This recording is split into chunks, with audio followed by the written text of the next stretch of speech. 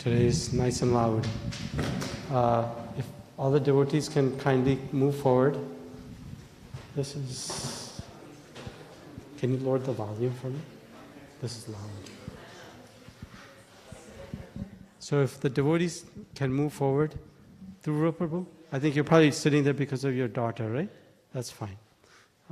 If everyone else can, and the Matajis who are needing bench, etc., Prabhus, that's fine. But if everyone can come closer to the front, they'll make it more intimate. So you all here yesterday. I see everybody. I don't think you were here yesterday, Prabhu. You've been to the temple before? Okay. So we're going to proceed with Sunday feast class today, as more people come and that we have space.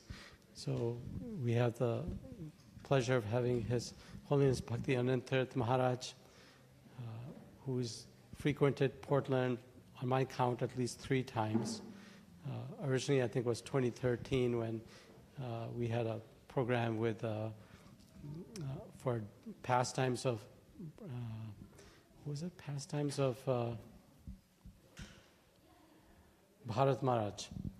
That was being done, and so Maharaj came at that time, and then subsequently 2 other times, and that was nice. So Maharaj has been serving in ISKCON and is practicing devotional life since at least 40 years. Came into association with devotees in Europe, and his spiritual master is His Holiness Bhakti Vikas Maharaj, who's a disciple of His Divine Grace Srila Prabhupada. So Maharaj came to U.S. Was San Diego the first place you came to directly? No, I came to Portland? Oh, that was a big loss for us that you didn't stay. But so Maharaj came to San Diego, and I learned some very interesting things that I didn't. I knew of these projects, but I didn't know of Maharaj's vital involvement on it. Like, how many of you have heard of Motel Gita? Anybody heard of Motel Gita? So that was Maharaj's idea. And how many have heard of Shastra Dan? You know, the book. You've heard of it, right? Where you put the books in stores and all that. That was Maharaj's idea. So very novel ways of outreaching to all the devotees. And he created the first lounge, the Bhakti Lounge. Is that what it's called? Krishna Lounge, okay. To attract those that were not familiar with the philosophy or the lifestyle, and met with great amount of success, led the Brahmachari ashram, guided it and developed it in San Diego, and then had the great fortune to be temple president for at least 10 years, doing lots of outreach, service, development, encouragement, creating enthusiasm, etc. And at this point, Maharaj was so successful in this endeavor that I remember His Holiness Prabhupada Swami Maharaj telling me that the GBC in North America was very interested in giving Maharaj another interesting service. And Maharaj, it's not like he lacked for service, but it was to help develop a program for Western outreach because he was so successful in that, as well as cultivating the Indians community as well. But Maharaj, after sannyas, went to Europe and has been traveling throughout Europe and preaching and trying to connect with devotees and to newcomers in a very insightful manner. As I said on Friday, and I'll say again, Maharaj is very observant, has keen insight, and has reflected on our teachings, our Shastra, in a deep way, and also reflecting on the nature of society. I've had the great privilege of hearing from Maharaj for 2 days now, and it's really profound. I mean, his insight into human behavior and... You had no clue who you're dealing with. Yeah. I can guarantee you that it'll be a very fascinating lecture. But also very broad-minded, not sectarian in the true sense. You know, and I think you'll find it very enlightening and hopefully uplifting and help guide you in your devotional life, and also kind of guide you as how you can connect to others in society. We're not sitting in an island. We have to be relevant as well. So without further ado, let's welcome His Holiness Bhakti Ananda Tirtha Maharaj with a loud Hari Bol. Hari Bol, Hari Bol, Hari Bol.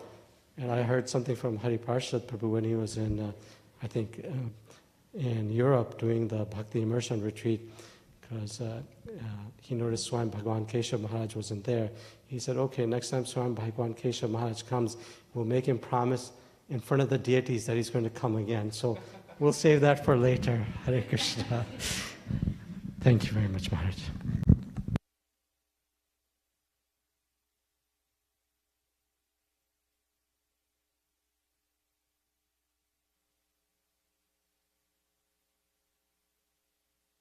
Or it is, oops, now it's really loud. Is this too loud? No, not too loud, really. It's just my subjective experience, probably. Okay, good, yeah. They say that the formula for disappointment is to increase expectations.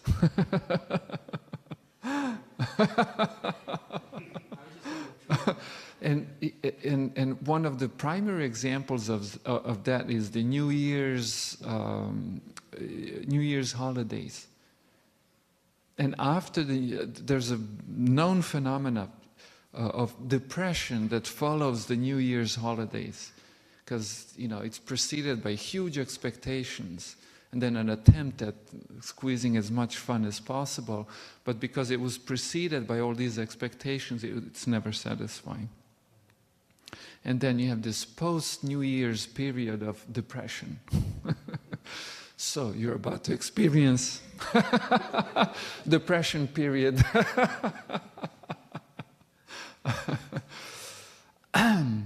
Om Agyanatimirandasya Gyananjana Shalakaya Chakshurun Militam Yena Tasmai Shri Gurave Namah Vancha Kalpatarubhyascha Kripa Sindhubhya Cha Patitanam Pavanebhyo Vaishnavebhyo Namo Namaha.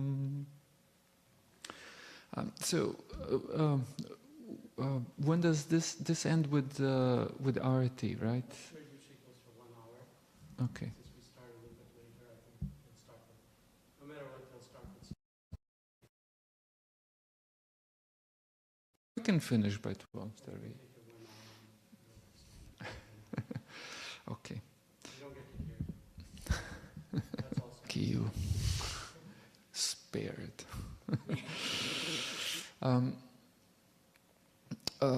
What I have for today, I think it's really relevant, and it really speaks to me, and so I assume because there's something so common to all of us, essentially, I think it'll probably be relevant to you too, and it was a thing that that made my life fresh, time and time again. And it's also the thing that made my life stale time and time again. And I'm not speaking only about the mundane domain of my existence, but even the spiritual domain of my existence seems like the same thing is, same forces are at play. And I'm not the first one to figure this out, but throughout history, a few people have noticed this, and some people even wrote books about the phenomenon. And it's a prototypical thing in a sense that it seems to be so common to all people, individually and, interestingly, also collectively. So, without belaboring it, I will tell you what it is. It's a hero's journey. You see, to be needs for heroism, to experience the life of a hero, and as a matter of fact, very often this principle of the life of a hero is used to heal people who have even emotional problems, perhaps even mental difficulties and so on. So these are, we could say, extreme cases, but definitely works for milder cases too. So what is it about a hero, experience of a hero? The key experience in the hero experience is struggle. But not just struggle. You have to overcome the struggle. And if you overcome the struggle, you will have the experience of a hero, or hero experience. See, once you succeed at something, it's intoxicating, it's healing. I mean, it's an amazing experience. I mean, this is how traumas are healed. When a person is traumatized, you heal the person by exposing the person to the trauma that they're traumatized by, to the very experiences they're traumatized by. But how do you do this? You know, you don't present a full-scale experience to the person. You expose the person to the little bit of the experience. Why to the little bit of experience? So that it's manageable. It's manageable. You can overcome it. Then once you have overcome the experience, you have this amazing feeling, man, I made it. And it's intoxicating, it's invigorating. It gives you enthusiasm. It fills you with life. I mean, it's so important in life to be regularly successful. People who are other way around, were not successful, but actually fail at this, fail at that. That becomes a clinical case. And exactly the opposite is the life of a hero, where you actually succeed. And more you struggle, more you get from the success. There's no heroism without struggle. And struggle means danger. I mean, there's got to be danger. You may succeed or you may not succeed. And then when you do succeed, you feel good. And it gives you further boost to face the very same thing that you have faced before and failed at. And then clinically, the way this is done is then you're exposed to the very same danger, but now in a tad bit more quantity. And now, because you're fueled by the previous experience of success, you overcome more of the same obstacle that you used to be traumatized by. Then eventually, you overcome the thing. You become a hero. And in this way, you heal. So even traumas are healed by this experience. And so, same thing works in Krishna consciousness. I mean, same thing works in many fields of our lives. I don't know if you notice, but life is dangerous. I mean, you can fail in varieties of ways. But if you think, of the hero phenomenon, then you may.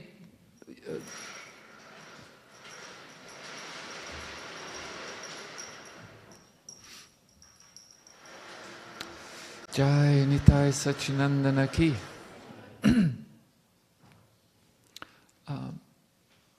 But if you think of life in terms of this hero theory, your perspective on life may change.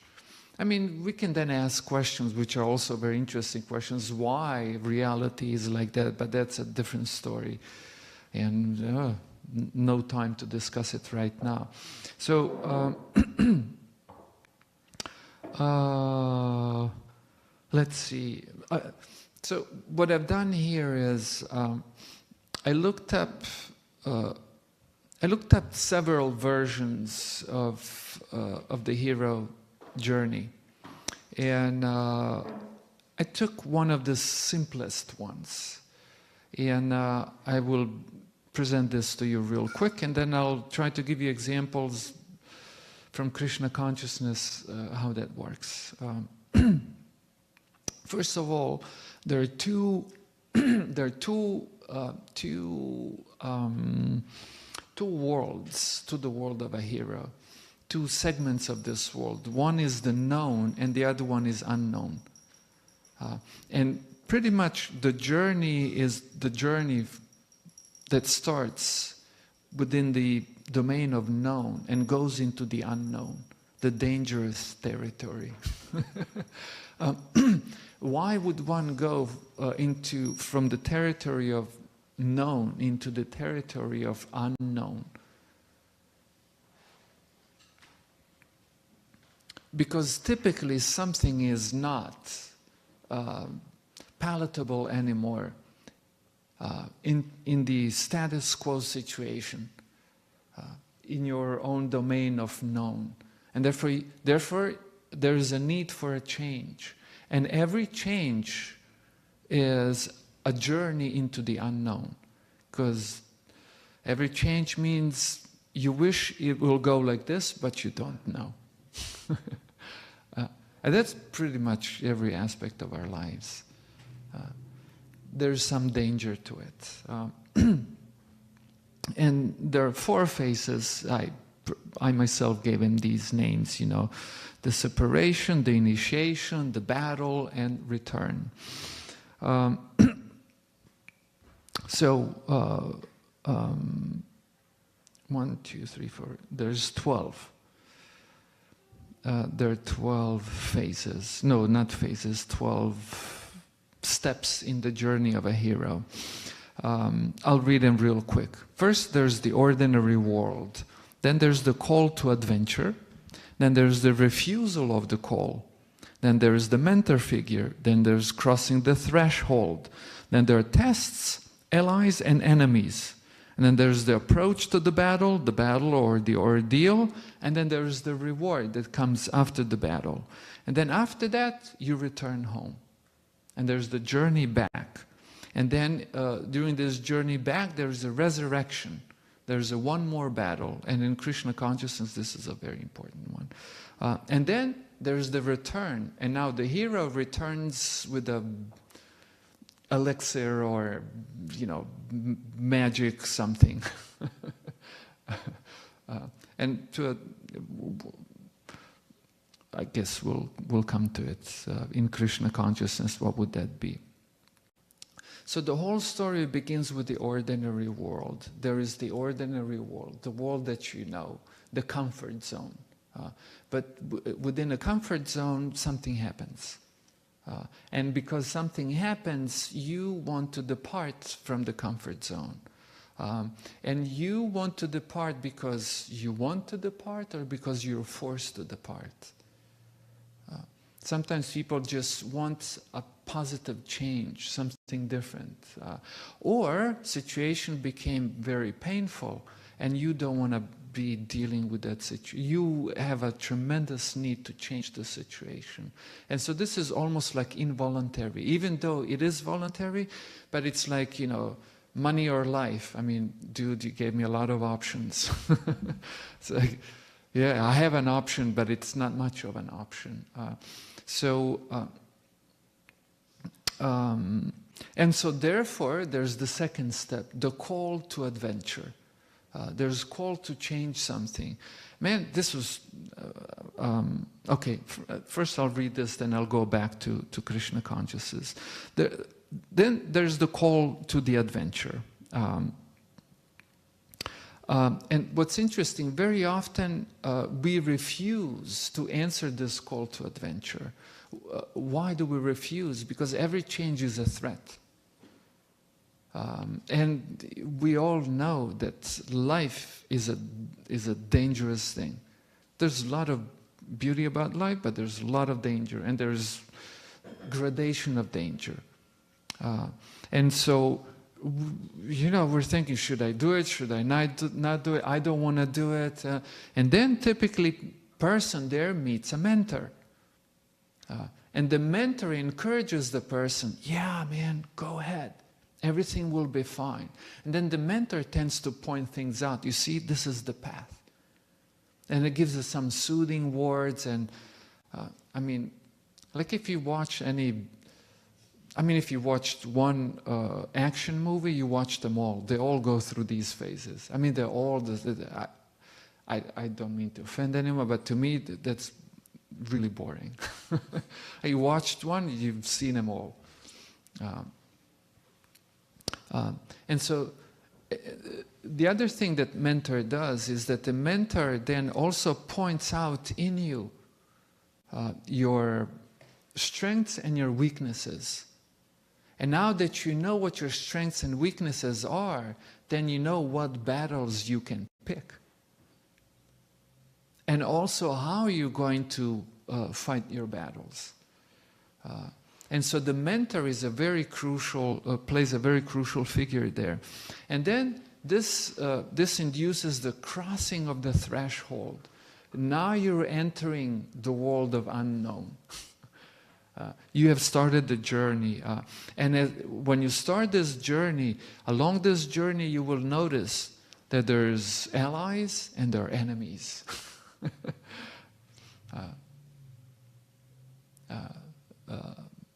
There are the elements that pose danger, and that there are elements that actually help you with your mission. And this is when person starts to create allies. Okay, these are my allies. They're going to help me overcome the enemies. And then the next step is the approach. You're approaching the battle. And then there is the battle takes place. And you know how it is in battle? It's like tug of war. You know that game, tug of war, when people pull rope? And you just never know which side's going to win. That's battle. And in the battle, you die. You die by winning. You win. Even if you don't win, you just repeat the process and go back to the same battle. And you fight it again. You may lose yet again, but then you repeat the whole process until you win the damn battle. Then once you win the battle, you die.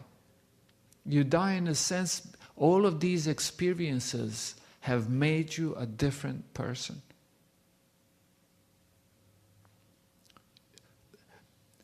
This has deepened and changed understanding of your very self and the world around you.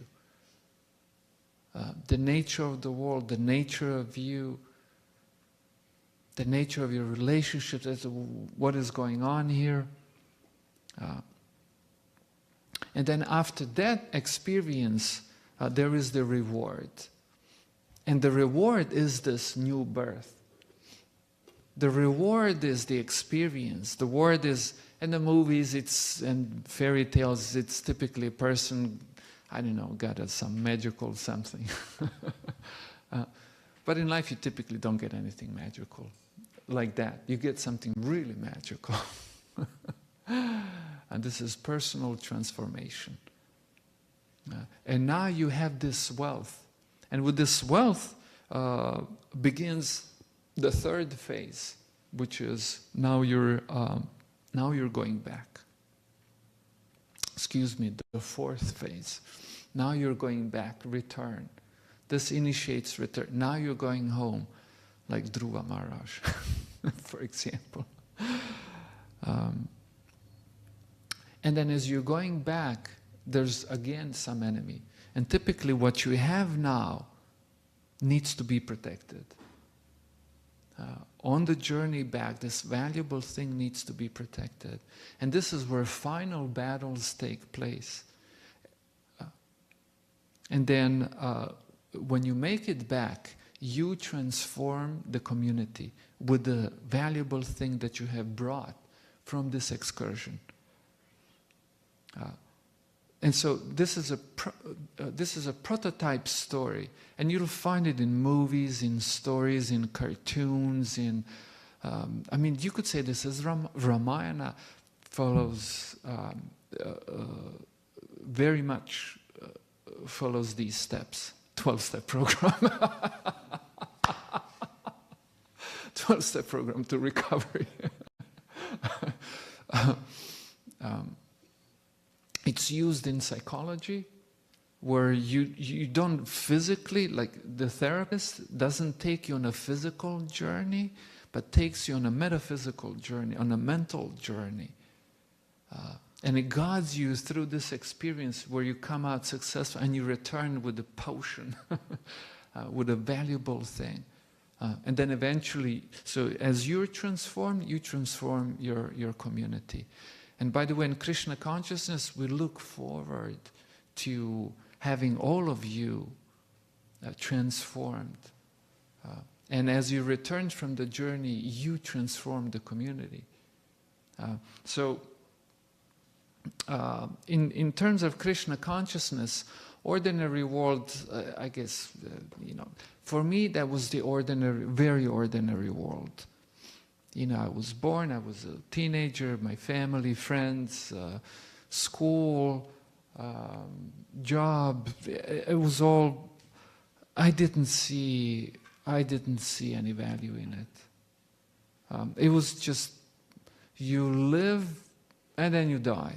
And in the meanwhile, you just try not to suffer. And I was thinking, like, what kind of a life is that, for God's sake?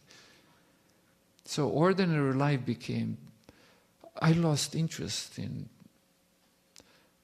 everything except reading books, going on long walks, and having long discussions. Everything else I had no interest. My parents thought, what's wrong with them? They were quite worried. And then when I decided to be a monk, they thought I lost it. Because to them, the ordinary world was extraordinary. But to me, ordinary world was painfully ordinary. And I terribly needed a journey. And so, okay, what kind of a journey? I mean, so by this time for me, Krishna consciousness was a tradition, was an organization, was a theology that identified as the challenge.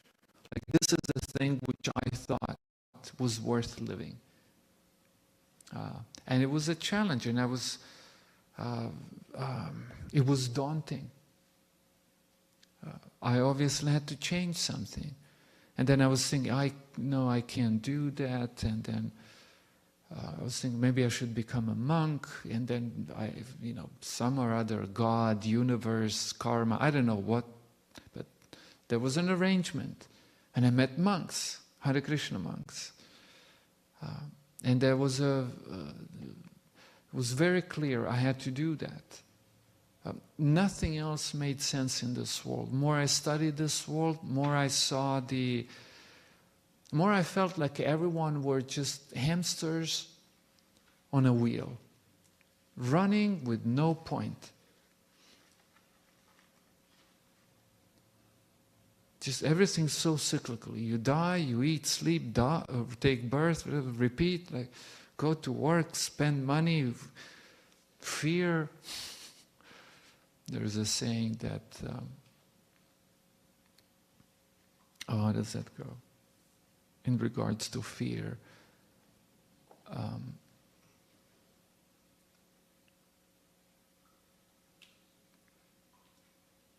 Person describes different troubles. And he says, most of the troubles that I suffered from were the ones that never came. he lists like a bunch of different troubles. And then the last trouble, and then he says, but most of the troubles that I suffered were the ones that never came. So there's that, all of that, and just worrying, and it's like, what kind of, it seems like a terribly pointless life. But the change was also a challenge. Like, like,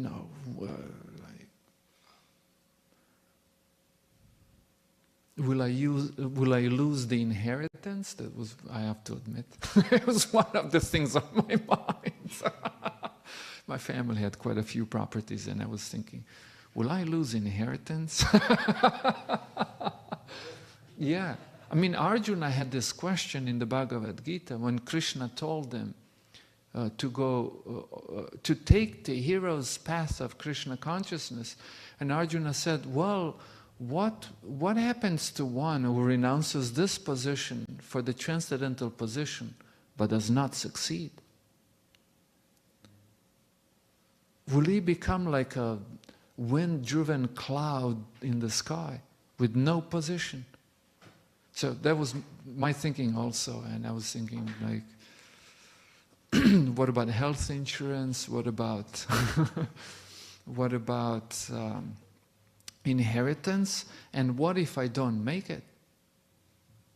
That's also very possible. What if I don't make it? I mean, this is danger, and this is no small danger. You try to be homeless. And you can invest. I was thinking about becoming a monk, right? Well, you be a monk for 10 years. What if you have to, what if 20 years and then you don't succeed? What will be your position? It's a grave danger. And so therefore there's this sense of refusal. No, I don't want to do it. But then you go into the next phase, where you meet a mentor. And in Krishna consciousness, we typically call this person a Vartma Pradarshaka Guru, one who's pointed the path. In the story of Dhruva, that was his mom. Like, here's the path, this way. And typically this person gives you some encouraging words. And for me, these were the words of the monks I met. And I was looking at them and I thought, well, I mean, they're not from the moon. They're not, like, if they can do it, probably I can do it too.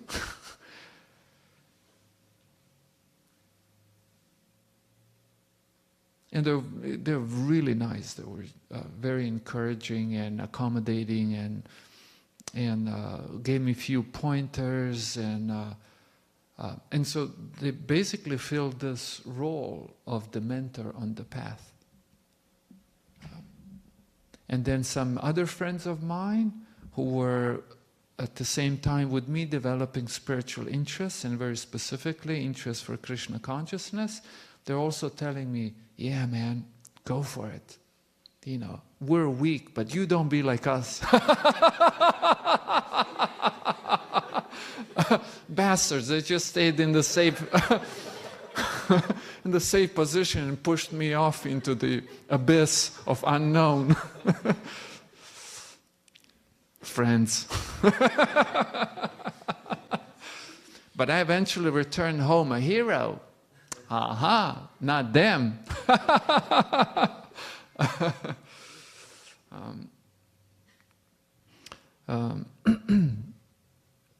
And then along the way there are tests.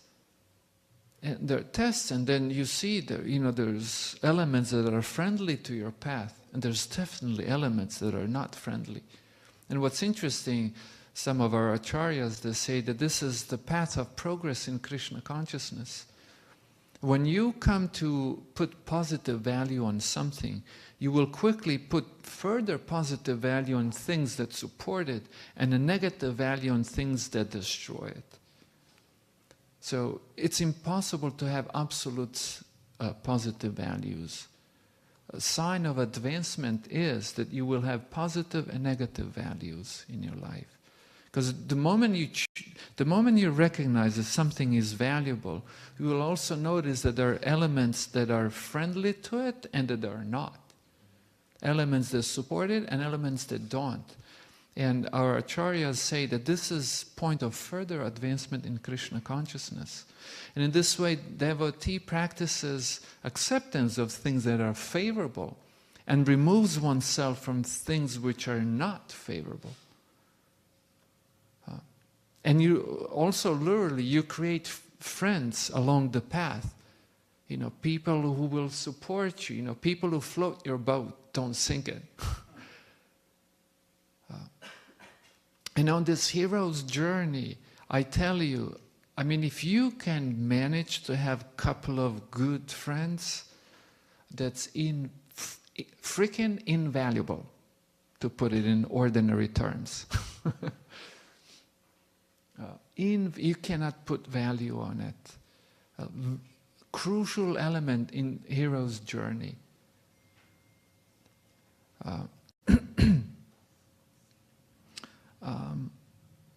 And so then you approach the field of battle.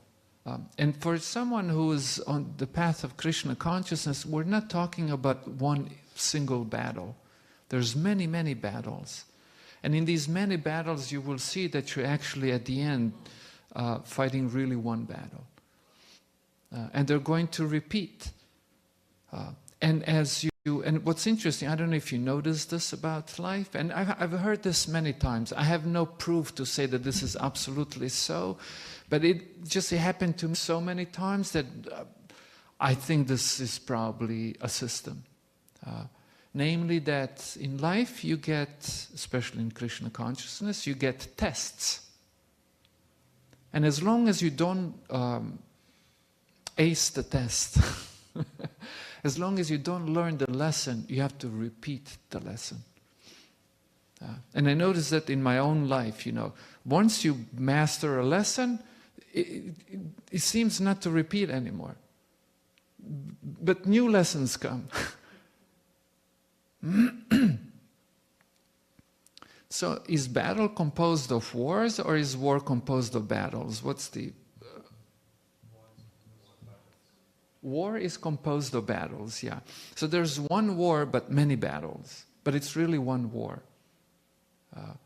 And in your path in Krishna consciousness, this also means social integration. Like as you practice Krishna consciousness, there's social integration, Balaram. There are people around you. There's things you need to do. Like you have to do something. You have to have some service. You have to have a position within a community.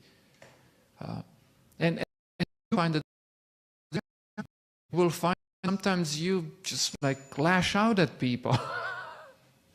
Or people lash out at you. Or that sometimes you're kind, people are kind to you at times. This is all a challenge. And you need to integrate. You need to successfully integrate. This is one of the battles. Then, I mean, hopefully you also have a project within this mission of Krishna consciousness. And if you ever take up a project, for God's sake, it's a battle. That's funny.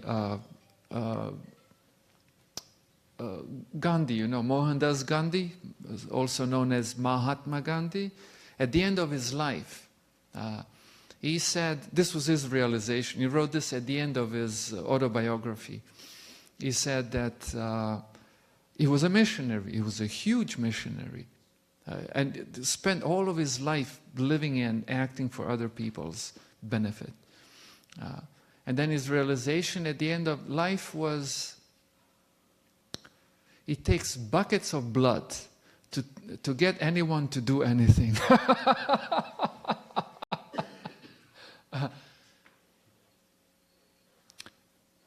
I hope many of you mature to the position where you will take up a project within the mission of ISKCON.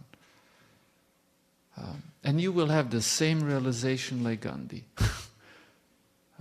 And that it takes a great deal of maturity to push through it. To not hate people, to not offend, to understand people. Oh God, how many times I failed. Luckily I was kind to you. So you have me in good memory. But there's some people I hurt. I have to tell you. I'm not, there are other dimensions to my persona. It's a great challenge. And so in this way, you come to this stage of approaching the battle, because you have just come to the community and you're warming up, but then there are battles. You're picking up battles. And there you're going to die and take birth multiple times. I mean, for God's sake. When I joined the temple as a monk and I lived there, and then after some time I took a vow. I will never, ever again offend a devotee. And it lasted about 3 hours. You're just thrown into a situation, you just flare up and like, where did this monster come from?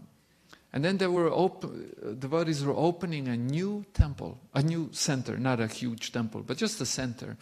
And I was thinking, here's an opportunity for a new life. And I immediately volunteered to be one of the few devotees that are going to there and run this new center. Because I thought, here's an opportunity for a new life. Took a vow. I will not offend a devotee, and it was good for a few days. Means I died again. Then you take the vow again, born again. And this way, in the battle, you die and take birth, God knows how many times.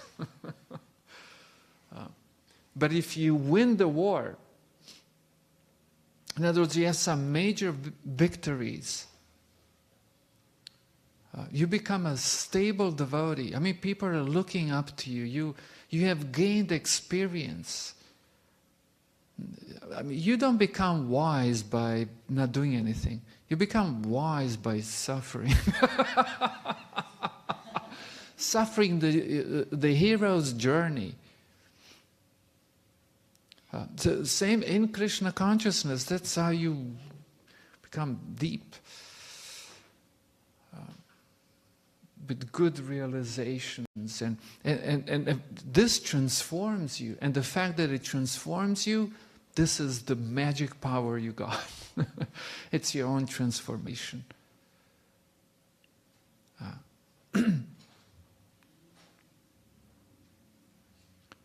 And if you manage to win some of these major wars, this is what happens.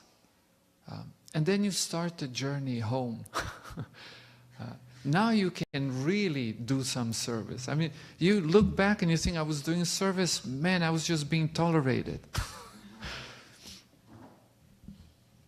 And you become grateful to devotees that have, for God's sake, have given you opportunity to hang around and be nonsense.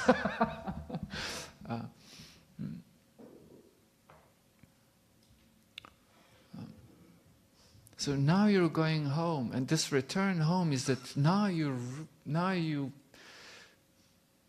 can do something which is more resembling service. And this is the return home. But on this journey there'll be more battles. You'll be challenged. I mean, I'm not sure if I can even save without disturbing everyone. But there'll be some very serious challenges of a different kind. You may have disappointments with the institution. You may have disappointments even with the guru. I mean, this is unimaginable, but these are all, you get into the world of like really super rare subtleties. And things that you find that in your own heart, this is a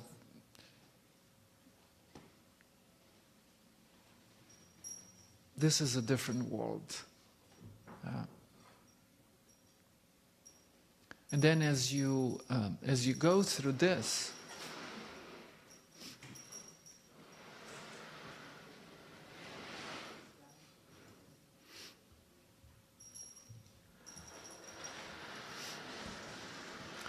Jai Jai Nitai Shachinandana Ki Jai.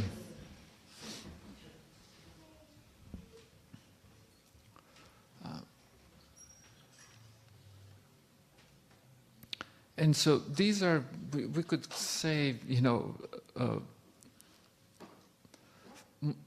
I don't think there's ever a final battle, but in this cycle, which tends to repeat, we could call them final battles. And then when you return home, now you really have something valuable. And you have a powerful weapon that has ability to transform the community. And I don't know if you have figured this out by now, but Srila Prabhupada gave us a very important legacy. And the legacy is Krishna consciousness itself. That we ourselves understand the legacy, Krishna consciousness, that we go through these cycles of hero's journey, and then transform the community around us by distributing quality Krishna consciousness.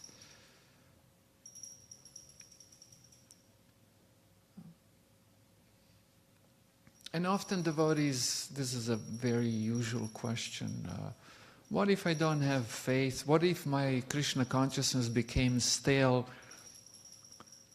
Hero's journey.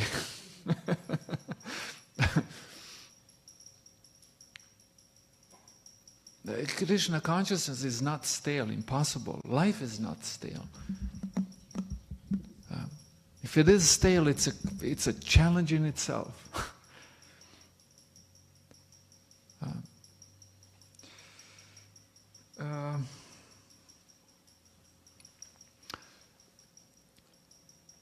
The cycle builds what we in Krishna consciousness call Shraddha. And Shraddha sometimes we translate as faith, but it's way more than faith. Faith is just an element of Shraddha. Shraddha is this element that defines our consciousness, things we believe, things we're attracted or not attracted to. All of this is Shraddha. And this builds Shraddha, forms Shraddha. Now I pulled a bunch of quotes from Bhagavad Gita and other places.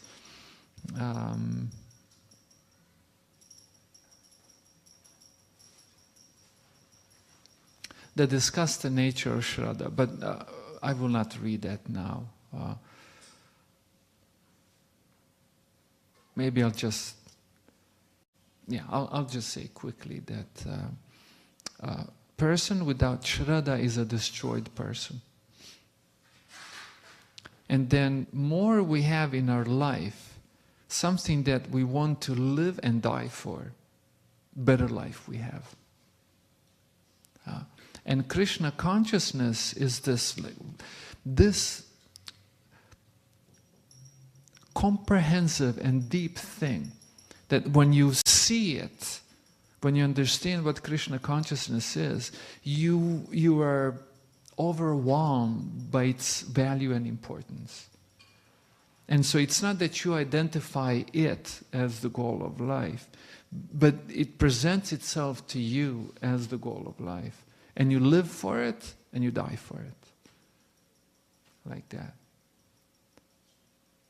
And one who does not have a Shraddha is a destroyed person. This is a statement by Krishna. Generally in life. So Krishna consciousness particularly, and religion generally has something very valuable to offer.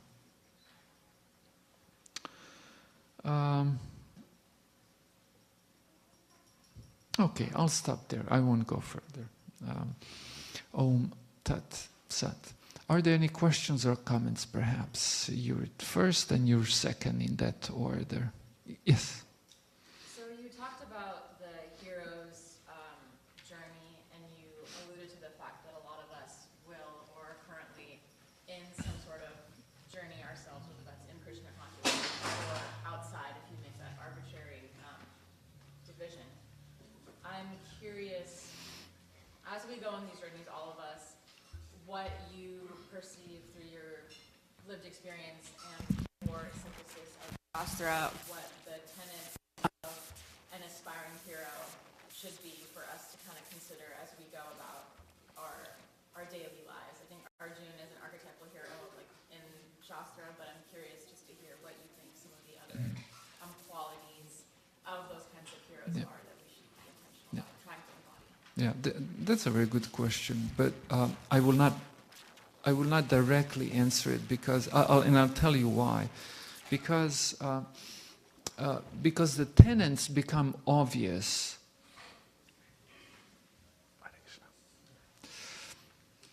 They become obvious as we identify a goal.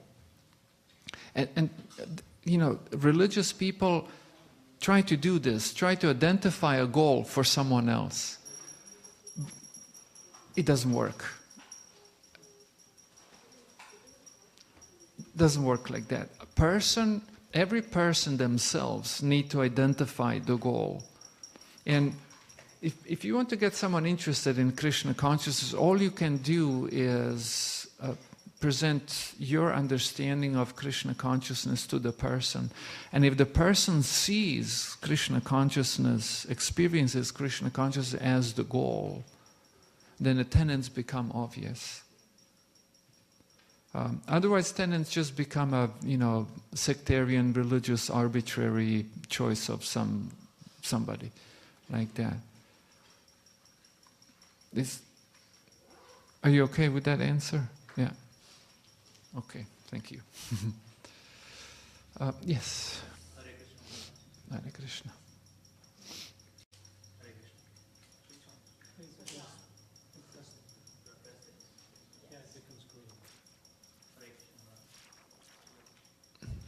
God doesn't want you to ask the question. Yeah, yeah. So Maharaja was saying before you were Diksha, like in Croatia, you were saying that you had to leave the ordinary life that which you are pursuing and which you think it as ordinary to get something extraordinary. And my question is, what do you think people like us, you know, which you perceive as ordinary life, and we can't possibly escape this labyrinth? And do you think there's a chance for us to experience the bliss and serenity that you are having? Oh, I'm totally blissful, man. I'm blissing out like. So you think there's a chance for us? No way, Jose. You're a lost case. Only God can help you. No, just joking. No, yeah. Can we answer the first one? Is that okay? Unless the second one, It's related. it's related. Okay. And also you were saying that you left your home trying to get something, trying to be something, and I think you did it. Oh, whether I got it? Okay. Yeah, I got it. Totally got it. I mean, it was a journey, I have to tell you. I bled many times, but I got it. And there's more to get.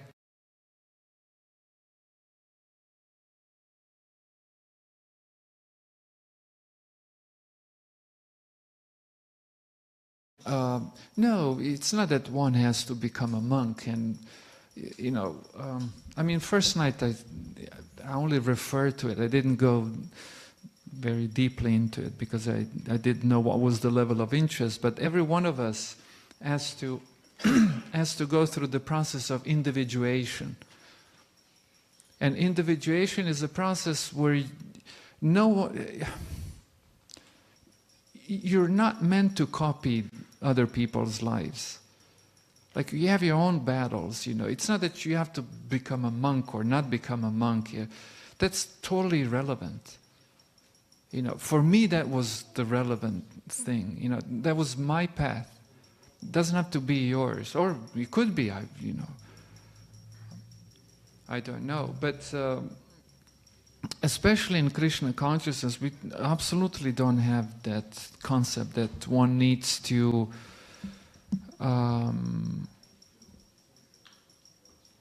become anything specific. In Krishna consciousness, journey is internal. I mean, Arjuna had a difficulty understanding this. Arjuna repeated the same question 3 times in the Bhagavad Gita, because he thought that he needed to become a yogi in the wilderness in order to practice Krishna consciousness, to be Krishna conscious. And Krishna kept telling him, no, no, no, no, Arjuna, no. As a matter of fact, this is the brilliancy of the Bhagavad Gita. As a matter of fact, you can be here in this battlefield fighting. I mean, it's hard to imagine a crazier situation than war. I was a soldier. You know, what you see in movies, that's a joke. That's romantic, dumb stuff. War is, I mean, there's nothing as intense.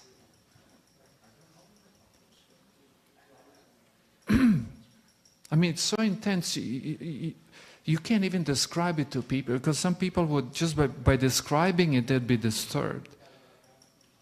You have no clue how intense that is.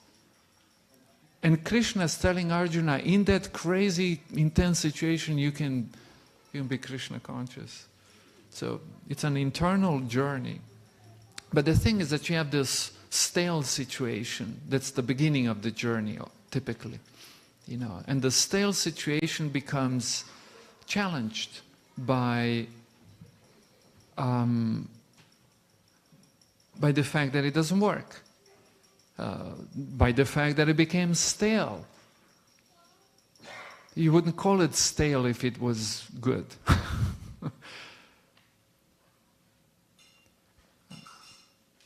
And therefore there is a challenge, and the challenge is you need to change something. And you'll see when you practice Krishna consciousness. I mean, I've seen a billion times people come, they're so excited, just blowing their minds, like, whoa! And then stale. Because they completed one cycle of the hero journey, now another. And those who continue to do that, they go far.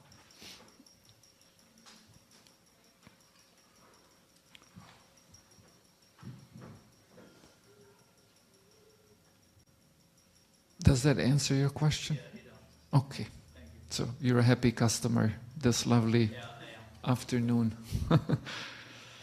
Thank you. You can here, and then I'll put it on my head. Okay. Okay. Yes, Prabhuji, and then over here, and I don't know how much time we have.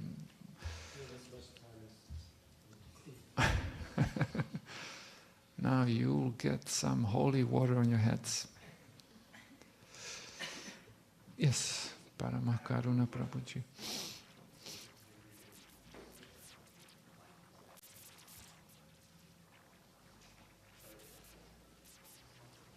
I'll speak loudly. So, Maharaj, thank you so much for such a nice class and very personal. You shared so many things from your life, very openly. I would like, in that same theme, I would like to ask you, you began by sharing like about your fears when you took up the monk life, inheritance and medical insurance. If I were There are a bunch of those are two very important. Will I run out of money before I die?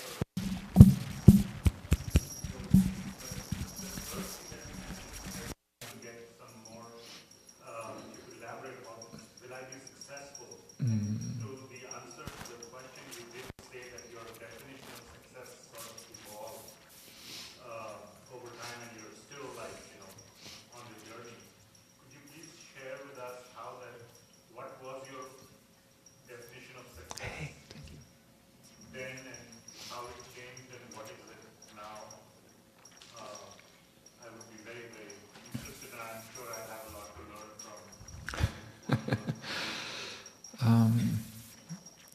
thank you. You're a very kind person. I can attest to that.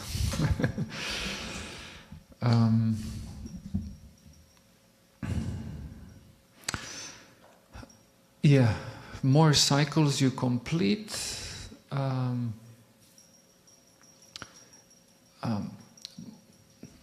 more your concept of success changes. Like initially my concept of success was that I adopt this lifestyle. And then you adopt a lifestyle. And then the next mission was to,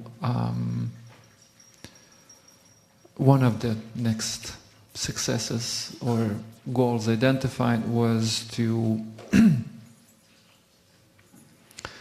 to find a position in the society of monks. This is no small thing, because every one of us has a need to be valued. You call that love or whatever, but someone's placing value on you, you know, and who we are and what we do has a lot to do with how people value us. So for me it was important to be valued by other monks. And then after that I started to pick up different projects, and then the goal was to have these projects done successfully. But then along the way I noticed that you have to deal with people. Then the goal was to be kind to people. Way easier said than done. I mean, that's a jungle. It's a huge jungle. Then there were other goals, you know, like learn the tenets of Krishna consciousness.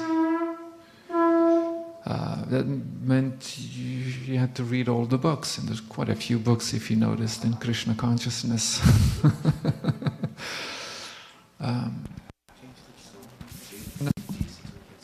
God doesn't want me to speak. And there's an introduction, so what Go on.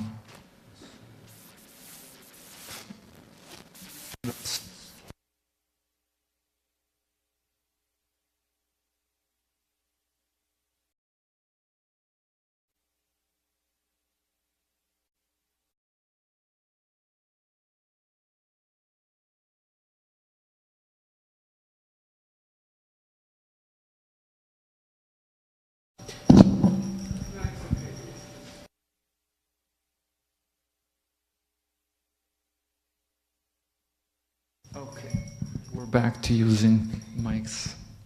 If it cuts out again, I'll shut this one off too. Not in protest, but just because I want to finish.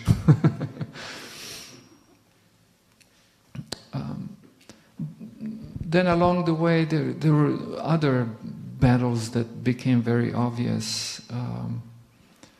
And it's hard to tell which one is more difficult, you know. Prestige. Like you want to be valuable to the community, but then you get intoxicated by prestige. In other words, you're losing balance there.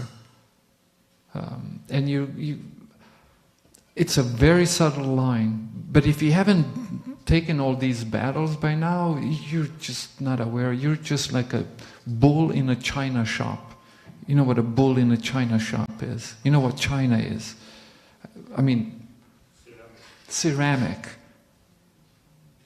That's blissfully unaware of the damage you're making. Like that. But then, you know, more I thought about things such as, you know, intoxication by prestige and pride and lust and anger and greed and so on. Then you see that, then I noticed that, oh my God, all of this is coming from an incompleteness. I think I mentioned that last night. I speak every day, so thank you. Muchas gracias.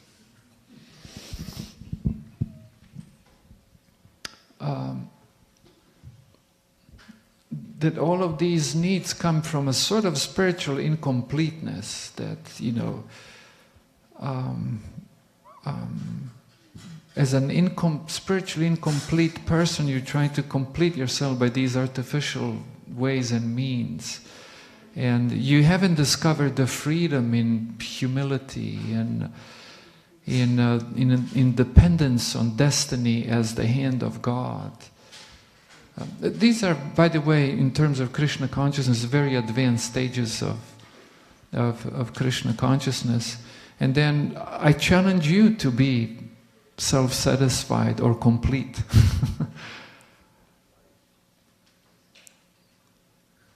Those are some serious battles like that. And these are projects that you don't complete in a few weeks or few months, or maybe not even a whole life.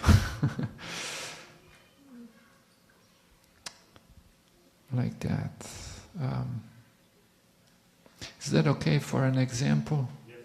Yeah. May I ask another question? It's important for me. Yes. You mentioned multiple times about being stale or stagnated in our devotional life and the cycles of the battles, but some practical tips from your vast personal experience in how to overcome staleness or stagnation in bhakti. Just some practical things if you could share. Yeah. Thank you. Well, first of all, in Krishna consciousness, if we experience staleness, means we're not experiencing. You become dull. There's a lack of experience. Now, why there's a lack of experience? That's like inattentive chanting of japa. That's a sure recipe for atheism. You inattentively chant japa for a long time, and then at the end you become convinced there's nothing in this mantra. I know it by experience. Because all along it was stale as hell. But inattentive japa is a japa without experience. So that's one form of staleness. And then something has to change. And so now depends from a person to person, from a situation to situation, but something has to be changed, and it's always a daunting task. Every change is a daunting task.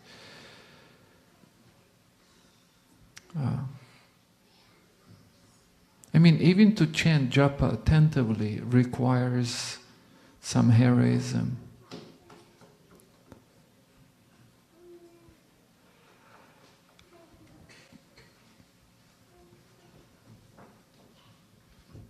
Is that okay for one example? Yes, Maharaja, I really got something out of it. Okay, thank you. And we had, yes, Shish, right?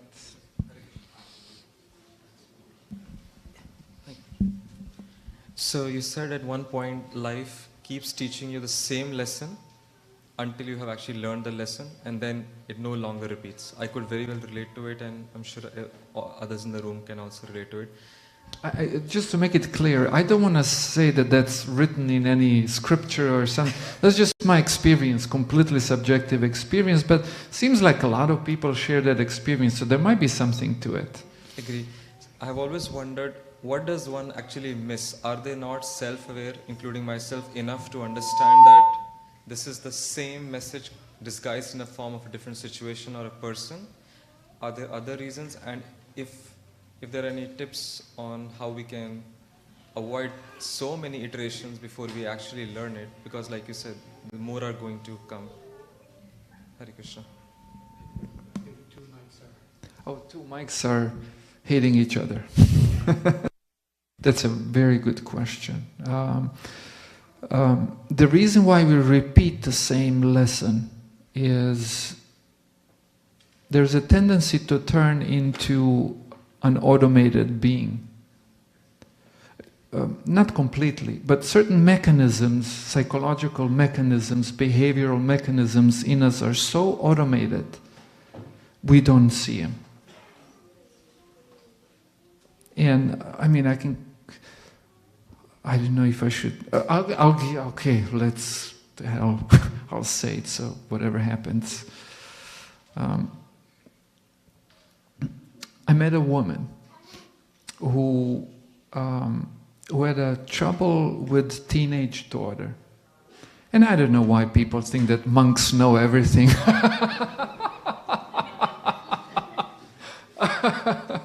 And then sometimes we pretend to know everything.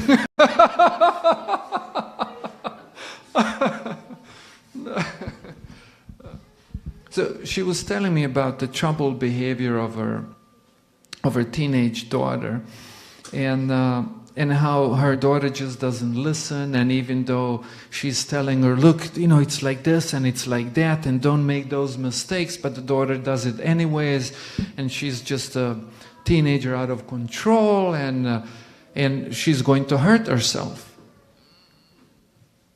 That's kids talking, right? As long as it's not adults, at least I'm okay with kids talking. With adults, I pick up a fight. Challenge you to a duel.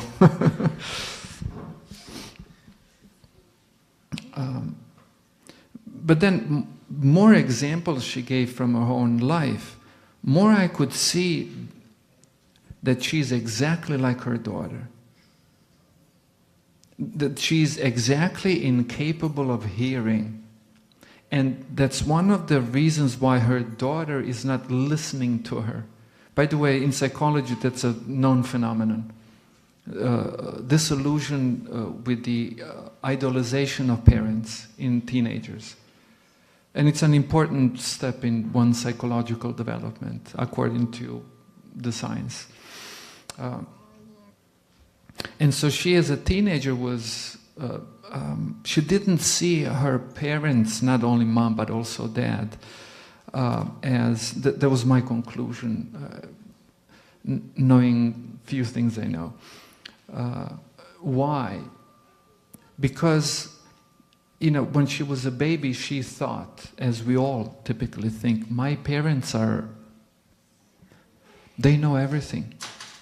They're the best people in the world. But when you become a teenager, you start to notice that, your parents there's some inconsistencies, there's a lack of absolute completeness, and in some cases, there's a lot missing. And in this case, this woman, she was the one who was incapable of listening. And her daughter being aware of that. And by the way, in teenagers, this happens, this is so automated that the teenager is, typically teenagers are not yet people who are not necessarily capable, but accustomed to looking deep into themselves, to recognize this. So it's an automated response, where the person just loses interest. The teenager loses interest in what the parent has to say.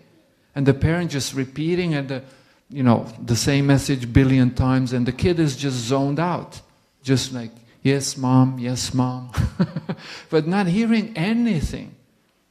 And it's just waiting there, pretending to listening for mom to finish. And then this woman, she took her daughter to a therapist, a teenage specialist, a psychologist, specialized therapist for teenagers. Got it. And so the therapist first spoke to the mom, then to the daughter, and then to the both of them. And after that, the therapist wanted to tell the mom what she was doing wrong. Mom wouldn't hear it. What am I doing wrong? I spend my whole life sacrificing for her. I give her this, I give her that, I give roof over the head, I give her... This woman is spiritually, seriously stunted.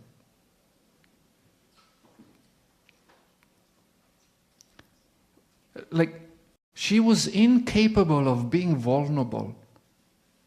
Yeah, I'm not complete. I'm incomplete. You know, there are issues with me.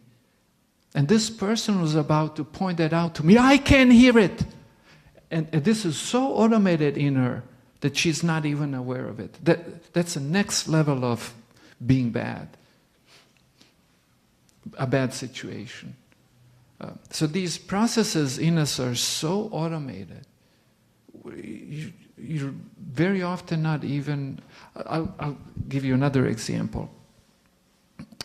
So we were already into Krishna consciousness. I didn't become a monk yet. And we read a lot of books and discussed a lot. We used to read a lot and go on very long walks and talk about stuff we read. And it was just a friend of mine, he was in the room, and I entered the room, and I was saying something, and he cut me off. And then he said, you think you're the center of the universe. Meaning I have a huge ego. Oh, what? I was so upset. For weeks I couldn't stop thinking about it. I mean, for the first few days I couldn't sleep. Not because he was lying. Because darn, he was right, and I was trying to wrestle it. That's not true. Like the whole organism was against it. To the point, first few days I couldn't sleep.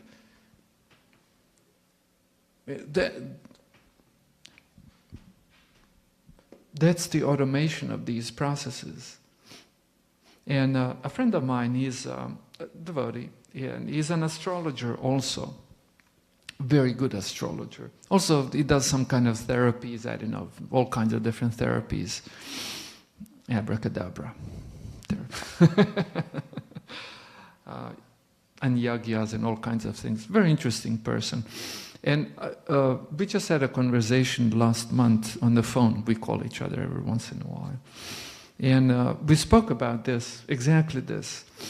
And he said that the reason that stupidity is insurmountable. And he said that's why there is karma. Like you have to, because stupidity or ignorance. There was a lecture, I was putting together a lecture, study of stupidity. So we discussed the nature of stupidity, and he says, yeah, ignorance, insurmountable. And that's why there is karma. Like you have to go through experiences. And you have to be beaten so bad so many times until finally you're capable of seeing it. And he said that when he makes charts, like astrological charts, which is basically looking people's karma or certain aspects of people's karma, he says he can see that. So, very interesting thing that he said. I mean, our Srila Prabhupada said that you can learn by hearing, or you can learn by experience. And sometimes you have to experience, you know, again and again and again. And that's life's journey, you know. And sometimes people think that, you know, spiritual advancement is just an advancement within an institution, you know, or within certain dogmatic or cultural details. No, man, it's a, you know, it's a serious inner journey. May Lord Nrsimhadeva help us. Like that. But anyway, I mean, that's what makes life interesting. In other words, it's boring, you know. So I don't think there is a need to be freaked out of the mind. There's certainly danger, but yeah, life's a challenge like that. But this automation, that's the answer to the question, why all this repetition? Yeah. Okay, shall we end here? Oh, okay, we have... Oh, yes, Mataji, sorry, I apologize. I don't have yeah. a question. You have answered so many questions. I just wanted to thank you, Maharaj, for such a clear, truthful, personal to every person in the room talk.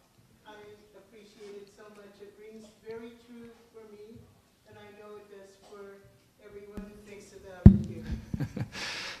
Thank you dearly, and if I may say, I mean, it is a journey, it's a hero's journey, it's a challenge, and it greatly helps if we are kind to each other like you're now kind to me. Thank you. Hare Krishna. Yes, we have a question here, if I got it right.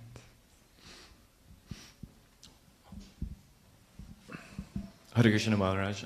I also wanted to say thank you so much for today and for this week. I'm sorry to come late with it, but to follow up with Ashish Prabhu's question, thank you for the answer. Are there any techniques or tips, advice you can give us to help us see ourselves in the moment if we're coming with one of these automated responses? And also maybe how, or any techniques or advice to help, root these out of our behavior. Yeah. Yeah, there's a whole bunch. I mean, there's like a really immediate one, breathe.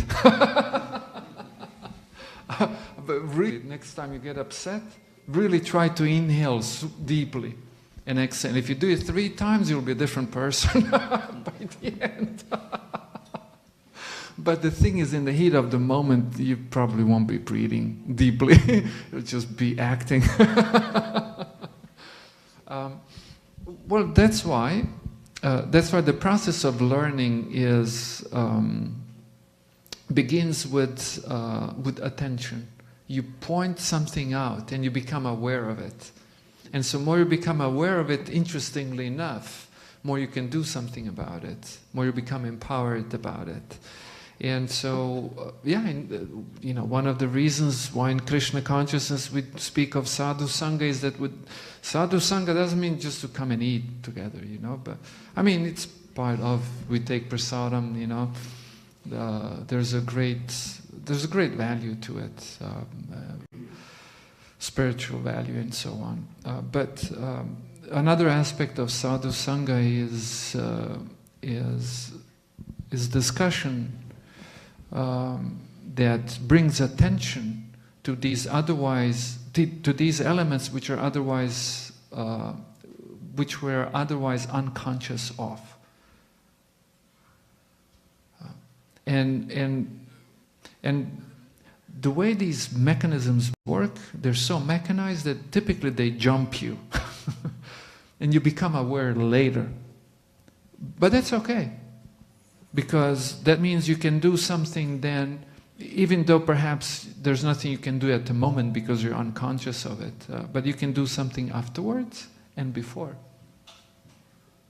And that's a preparation. If something happened repeatedly, then you can assume it's going to happen again.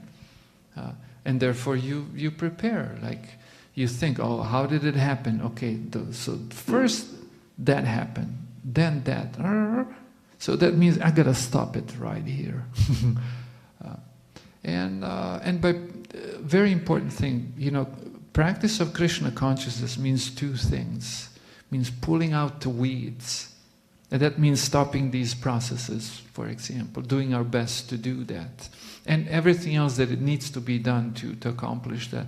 But then you have this positive experience, the joy, the love of Krishna consciousness. That's the thing that makes you complete, And to the extent one discovers the life of a soul, like Srila Prabhupada said about Chaitanya Charitamrita, that this book will give a whole new field of life or activities for a soul.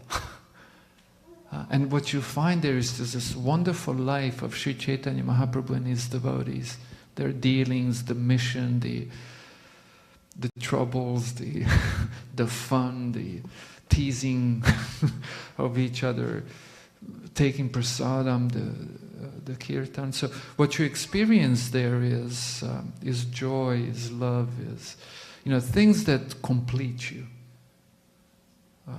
And so that's the process of Krishna consciousness.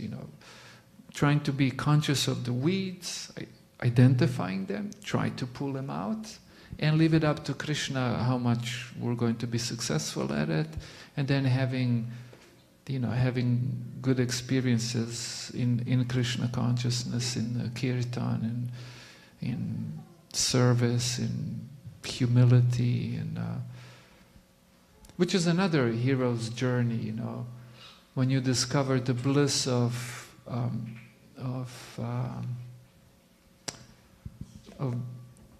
not being arrogant. Say, oh man, this is really nice. Like, oh wow, life is kind of good when you're not, awfully too arrogant. Like that. Then it gives you fuel to go a step further like that. Is that okay? Okay. Yeah, thank you. Okay, shall we stop here? All right, thank you for your attention, and I'll hand you over to our good president, Hare Krishna. You spoke about expectations, or you're saying it sarcastically. So, a couple things. I observed that this presentation by Maharaj engaged a lot of the listeners in asking important questions. And like we said on Friday, the quality of the questions that you ask reveals something about where our consciousness is. So just that 99.9% of the population probably wouldn't even ask.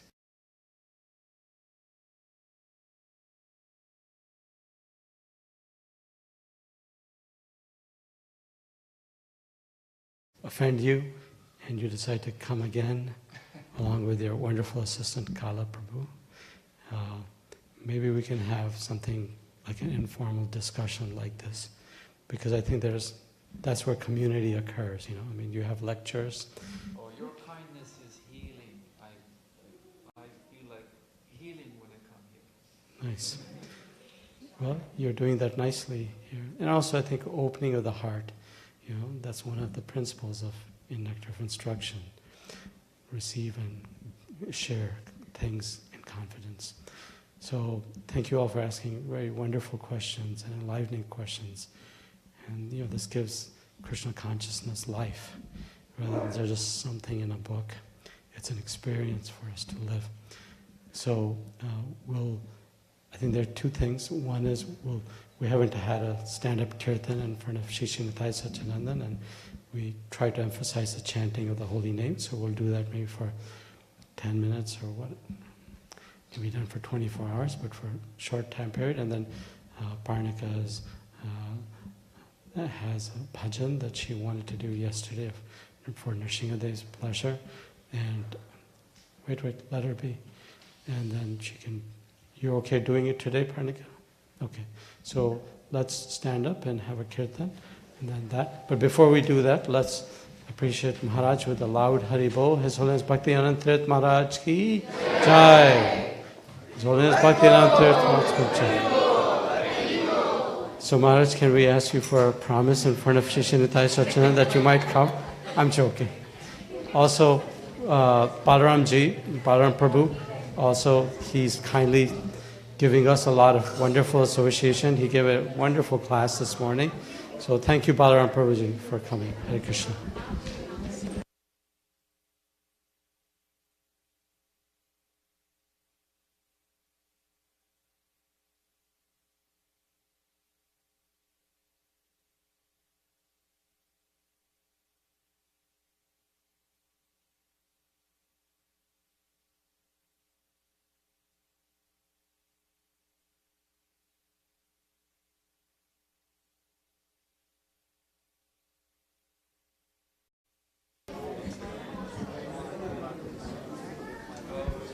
Namo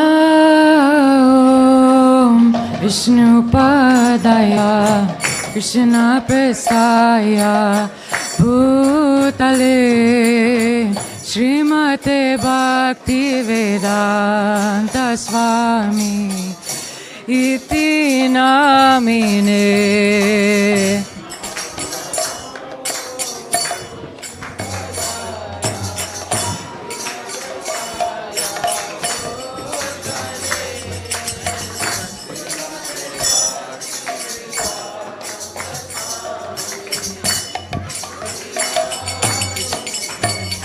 Namaste Saraswati Deve Gauravani Pracharine Nirvishesha Sunyavadi Pasyatyadesatarine.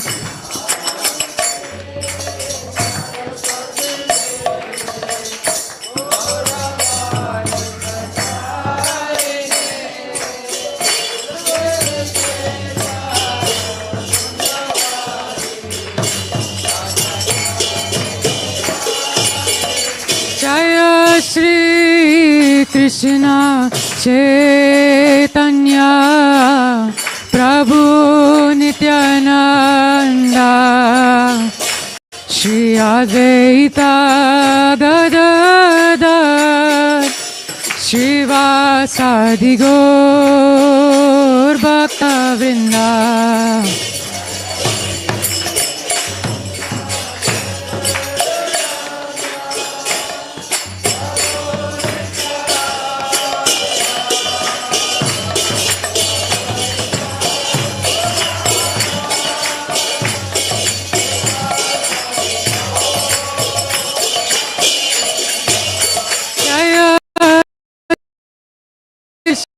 Chaitanya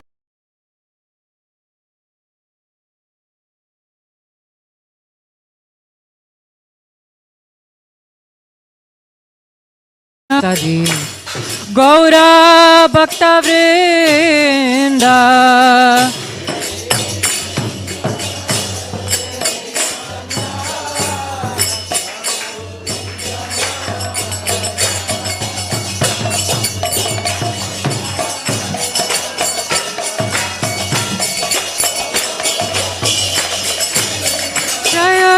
Shri Krishna Chaitanya Prabhu Nityananda Shri Advaita Gadadhar Srivasadi Gaur Bhakta Vrinda.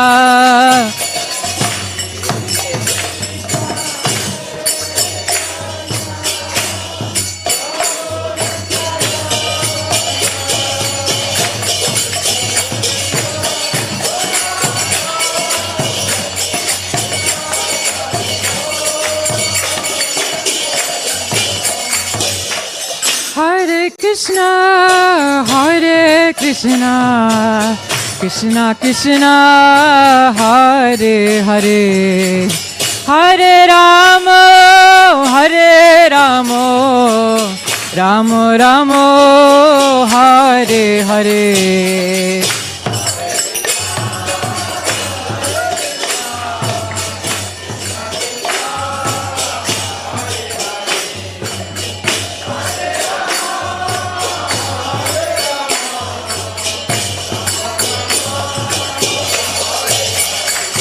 Oh Hare Krishna, Hare Krishna, Krishna Krishna, Hare Hare, Hare Rama, Hare Rama, Rama Rama, Hare Hare.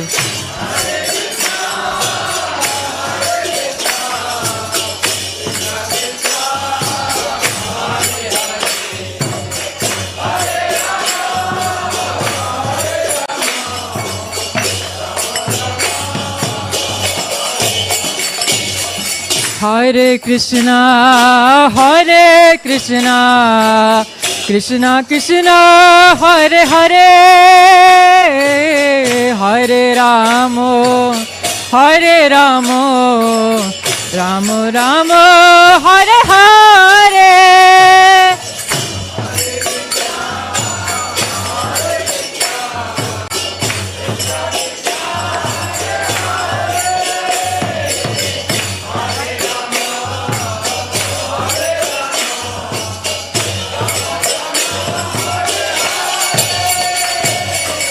Hare Krishna, Hare Krishna, Krishna Krishna, Hare Hare, Hare Ramo, Hare Ramo, Ramo Ramo, Hare Hare.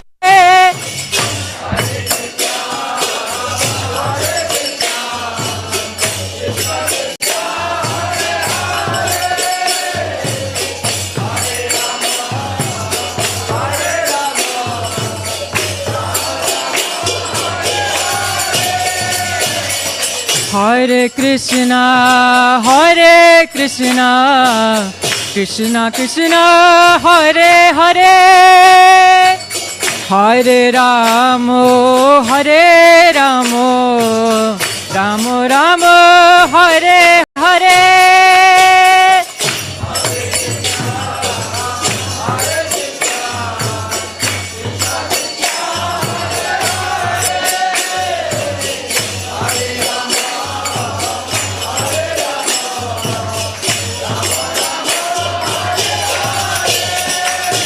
Hare Krishna, Hare Krishna, Krishna Krishna, Hare Hare, Hare Rama, Hare Rama, Rama Rama, Hare Hare.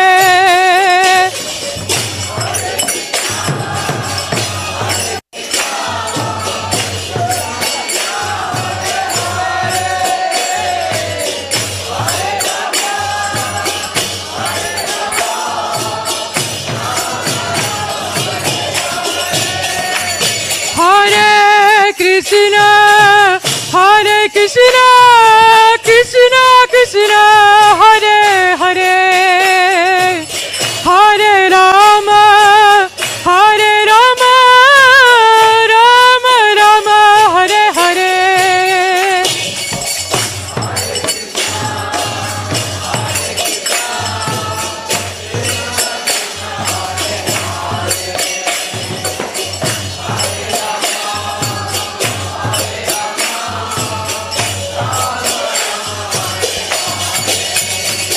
Hare Krishna, Hare Krishna, Krishna Krishna, Hare Hare, Hare Rama, Hare Rama, Rama Rama, Hare Hare.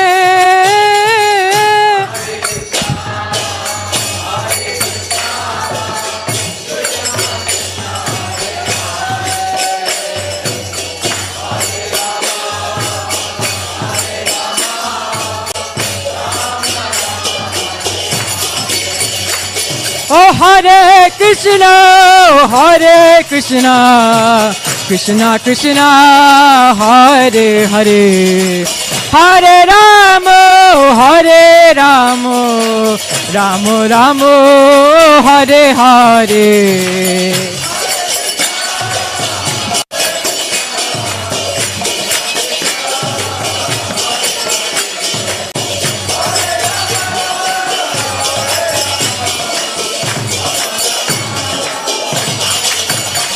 Oh Hare Krishna, Hare Krishna, Krishna Krishna, Hare Hare, Hare Rama, Hare Rama, Rama Rama, Hare Hare.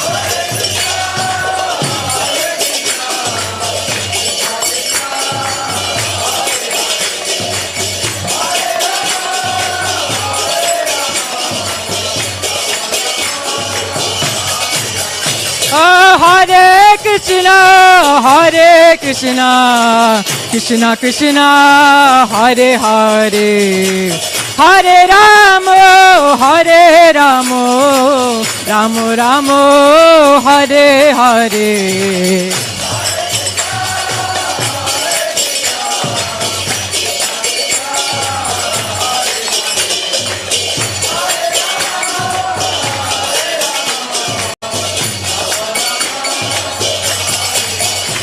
Oh Hare Krishna, Hare Krishna, Krishna Krishna, Hare Hare, Hare Ramo, Hare Ramo, Ramo Ramo, Hare Hare.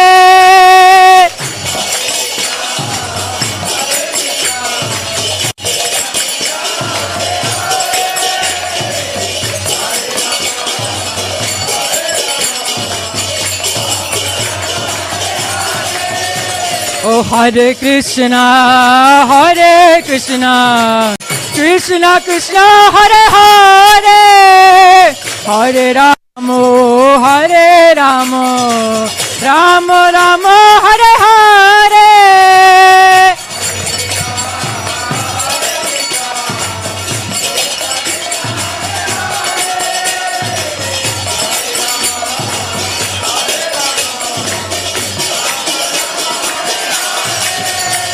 Oh Hare Krishna, Hare Krishna, Krishna Krishna, Hare Hare, Hare Rama, Hare Rama, Rama Rama, Hare Hare.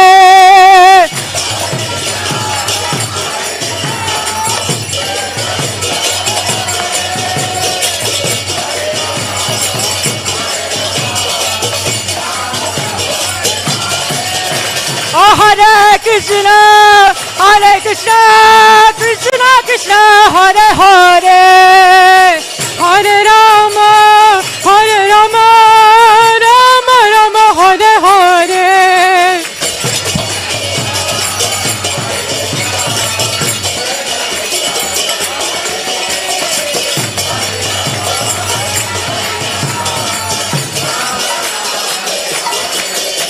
Oh Hare Krishna, Hare Krishna, Krishna Krishna, Hare Hare, Hare Ram, Ram Ram, Hare Hare.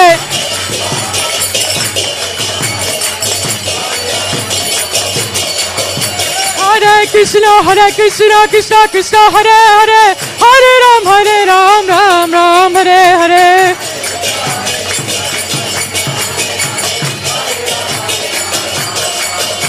Hare Krishna, Krishna Krishna, Hare Hare, Hare Ram, Ram Hare Hare.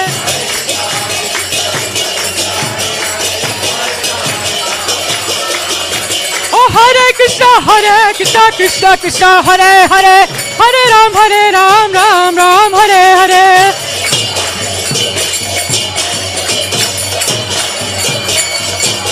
Hare Krishna, Krishna Krishna, Hare Hare, Hare Ram, Ram Hare Hare.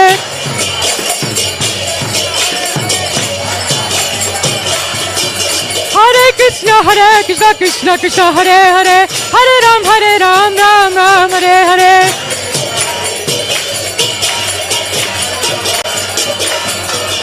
Oh Hare Krishna, Krishna Krishna, Hare Hare, Hare Ram, Ram Hare Hare.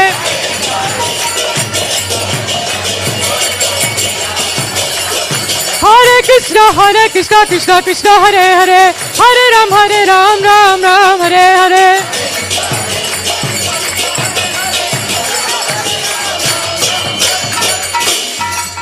Namaste Narasimhaya.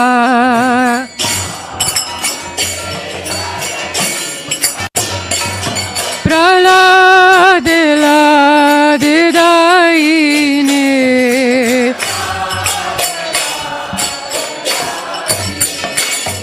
Hiranyakashipurvakshaha.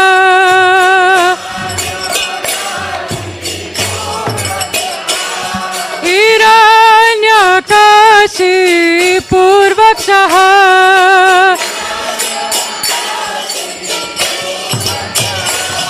Shilatankanakalaye.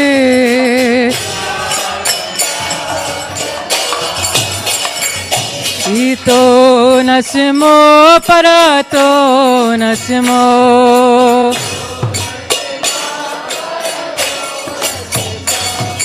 इतो नस्मो परतो नस्मो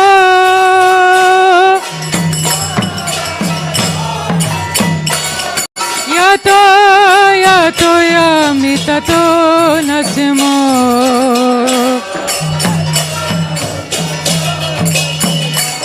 बाहे नस्मो हृदय नस्मो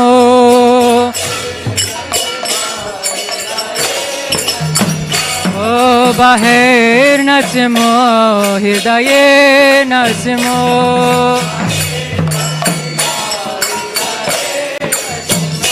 नारासे मम दिं शरणं प्रपदे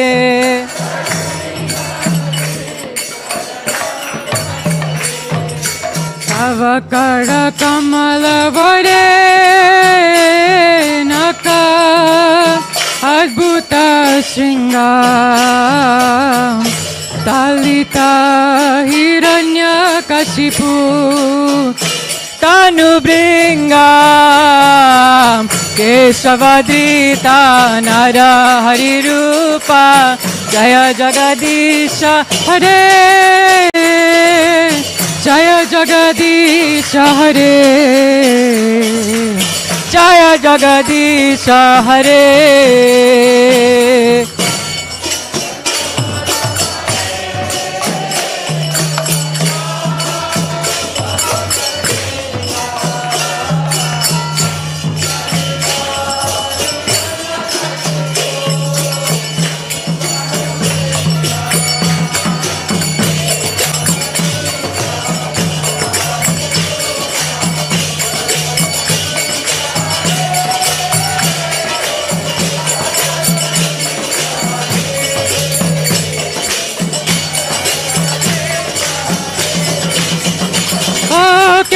केशवधृता नरहरिरूपा जय जगदीश हरे जय जगदीश हरे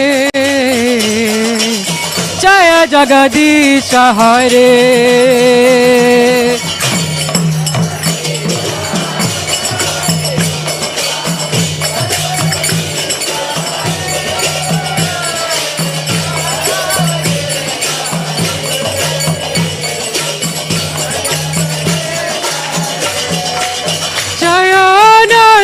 नरसिंहदेव नरसिंहदेव नरसिंहदेव जय नरसिंहदेव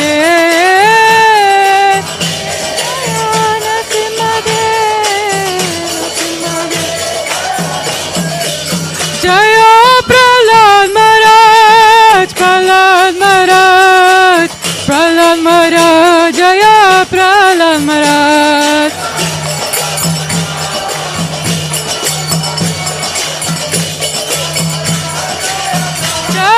जय प्रभुपाद प्रभुपाद प्रभुपाद प्रभुपाद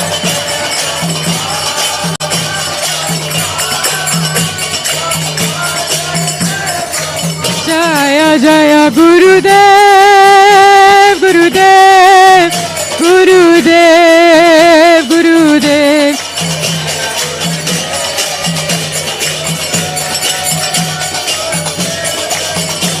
ओ नीताय गौर हरि बोल हरि बोल हरि बोल हरि बोल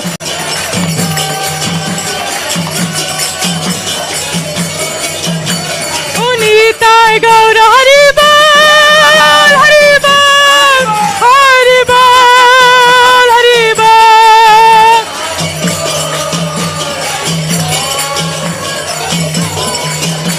ओ नीताय गौर हरि बोल हरि बोल हरि बोल हरि बोल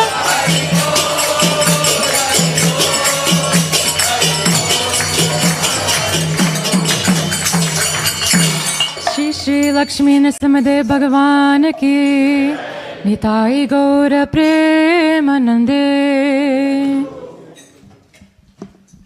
Prabhupada ki.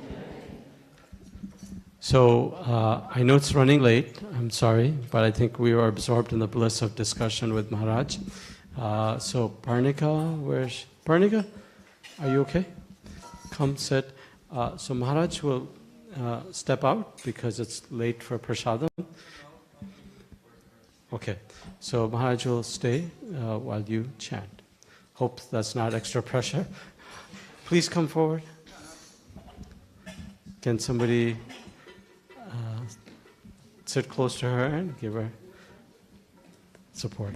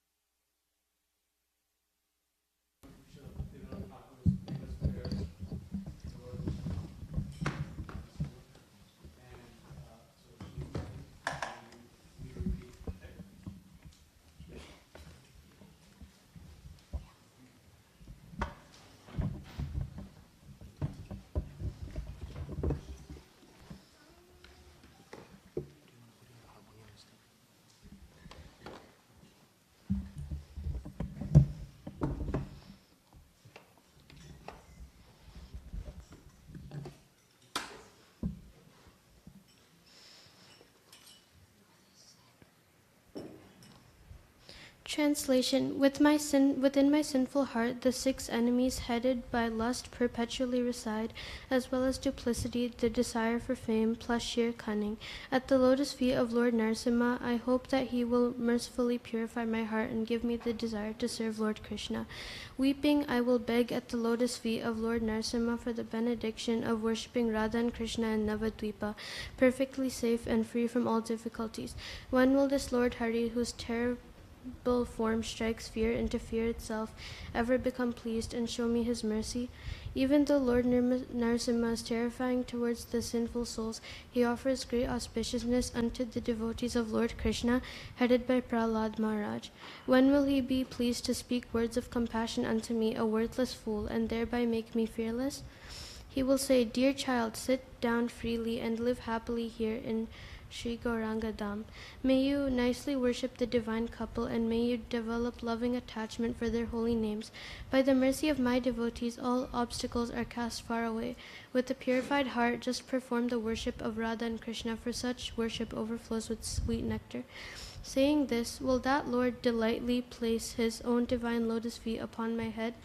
I will experience sublime love for the divine couple Radha Krishna and undergo the ecstatic transformations called Sattvika. Falling on the ground, I will roll about at the door of Sri Narasimha's temple.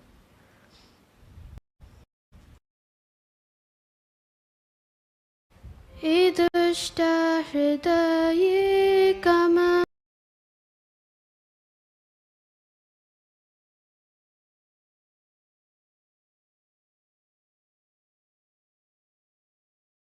Satya Sadaraya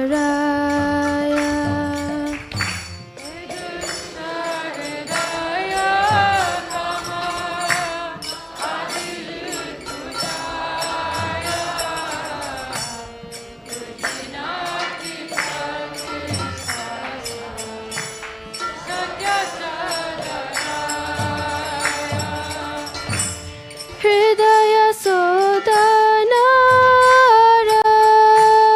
Krishnara Vasana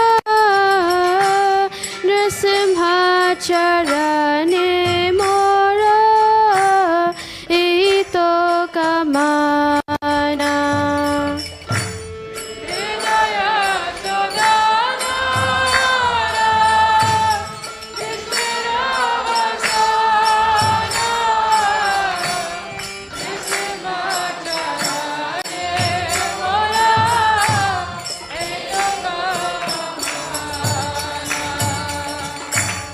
Kandiya Nrsimha Pade Magi Boka Khana Nira पादे नवद्वीपे जुगल भजना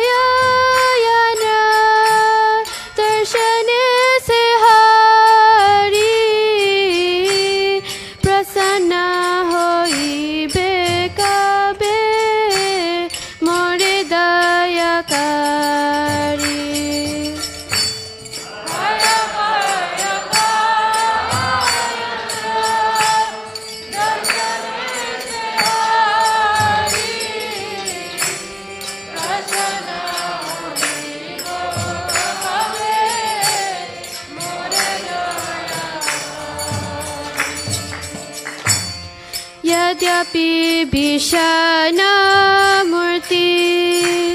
दुष्टजीव प्रति प्रह्लादादि कृष्ण भक्त जने भयहति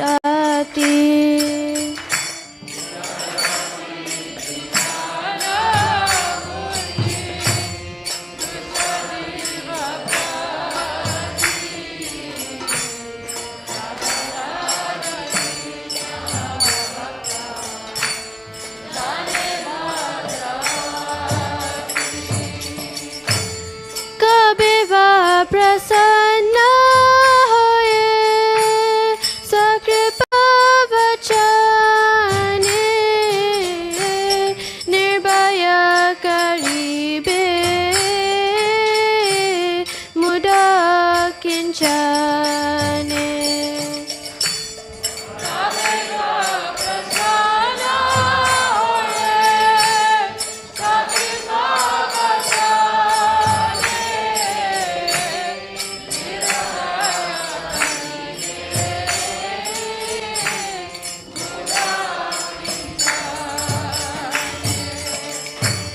स्वचंदे बाइसो हे वत्स श्री गौरांग दामे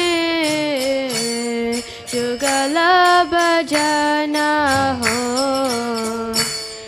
रति हो नामे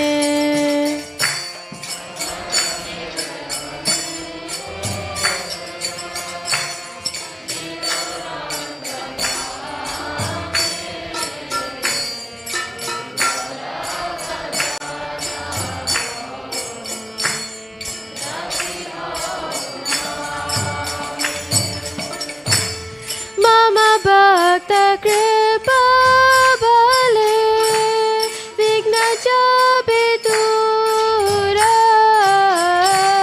शुद्ध चित्ते भजो राधा कृष्ण रस पूरा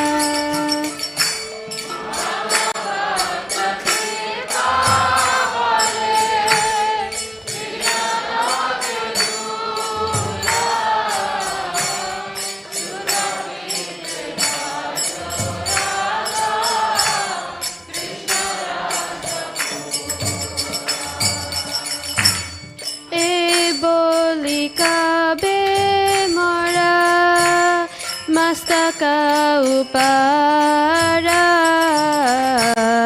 स्वीय श्री चरण हर्षे दारिबे ईश्वरा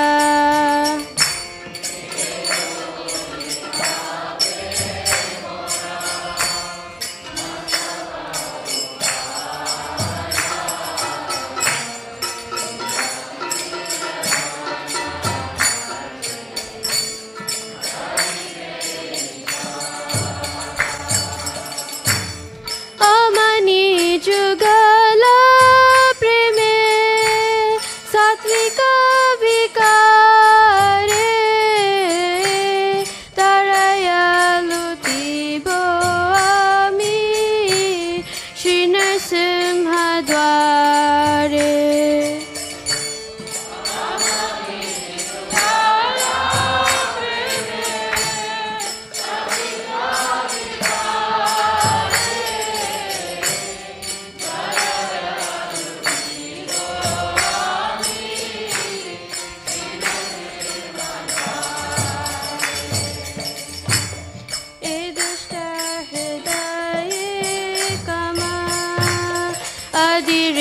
Puchaya Kutinati Pratishtata Sadhya Sadaraya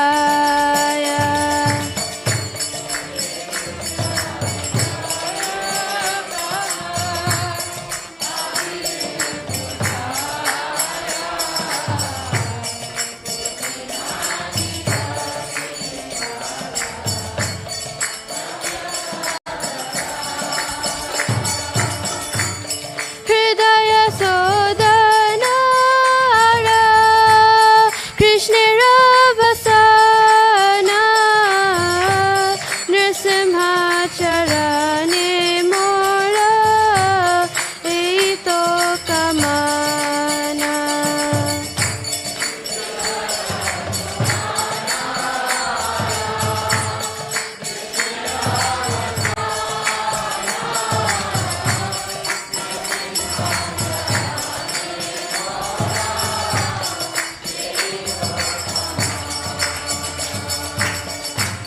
Hare Krishna, Krishna Krishna, Hare Hare, Hare Rama, Rama Rama, Hare Hare.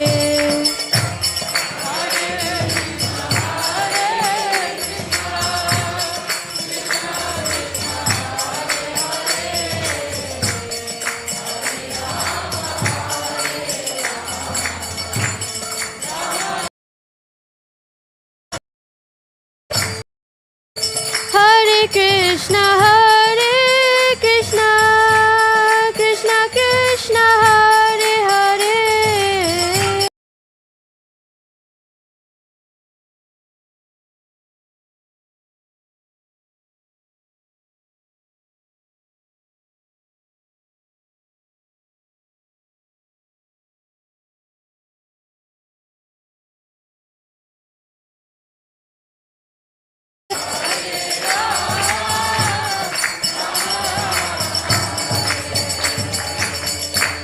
Hare Krishna, Krishna Krishna, Hare Hare, Hare Rama, Rama Rama, Hare Hare.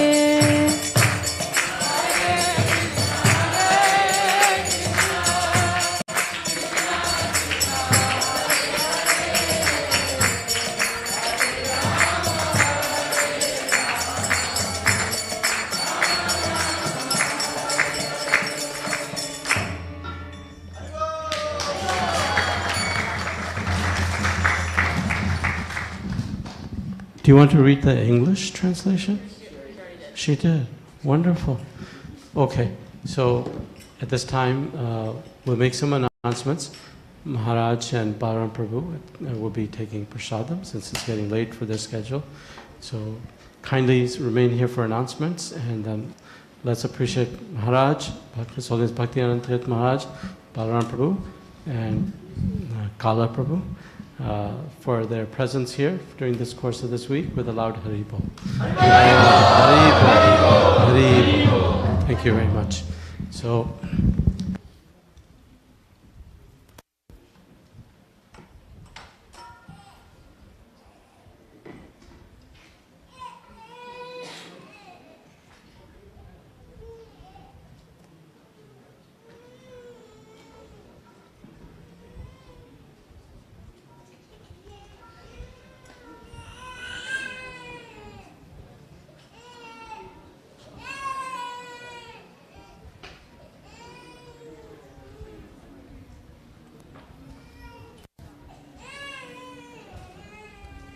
Krishna, just 5 more minutes. Any first-time visitors? Hare Krishna. Hare Krishna Mataji. Can I see some hands? I saw someone raise their hands. Hare Krishna Prabhu, welcome to ISKCON Portland. What made you brought here? How did you come here? Sorry, some of your friends referred. Thank you. What's your name, Prabhu? Ravi Kiran. What's Mataji's name? Kavya. Okay, but you live in you live in Portland or Beaverton somewhere? Okay, welcome to ISKCON Portland. Hare Krishna, did someone raise their hand? The last? Hare Krishna Mataji. What's your name, Mataji? Shani. Okay, welcome to Portland. What made you brought here? Or how did you hear about a temple?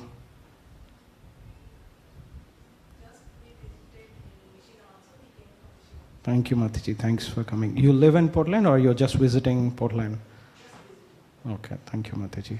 Let's welcome these devotees with a loud Hari Bol. Hari Bol, Hari Bol. Jai Sachinandan Prabhu will be joining, but meanwhile I'm trying to cover. I see here. Just come. First time visitors. Okay, so we want to go over the first time visitors, I guess, at this point.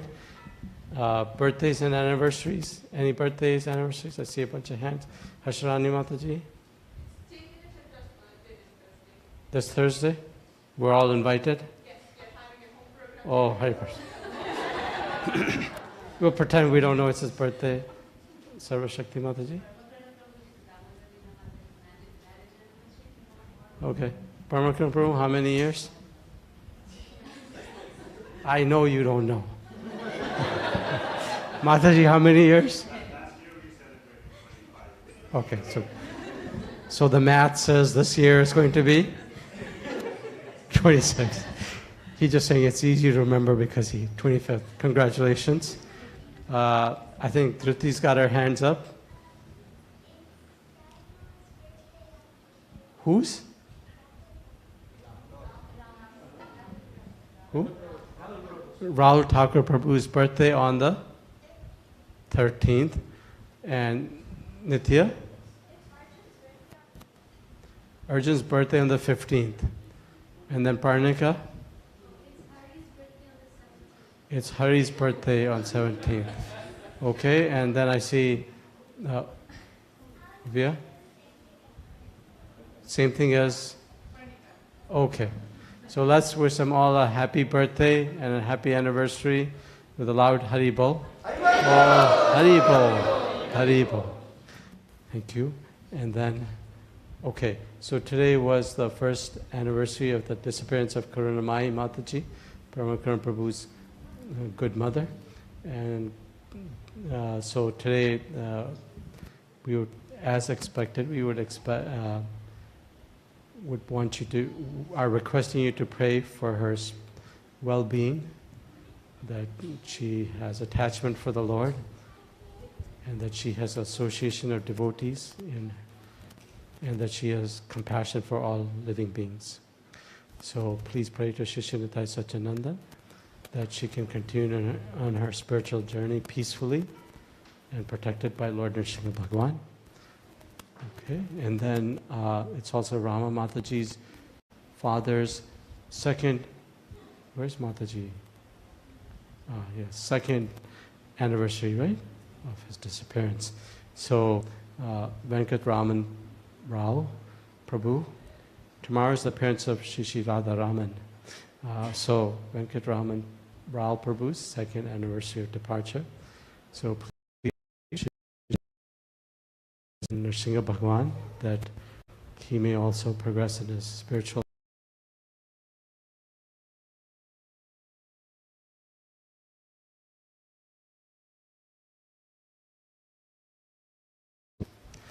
You know, in the end, all of our material connections, like the Bhagavatam says, we're like pieces of wood on the ocean, and the ocean is like time bringing us together and separating us.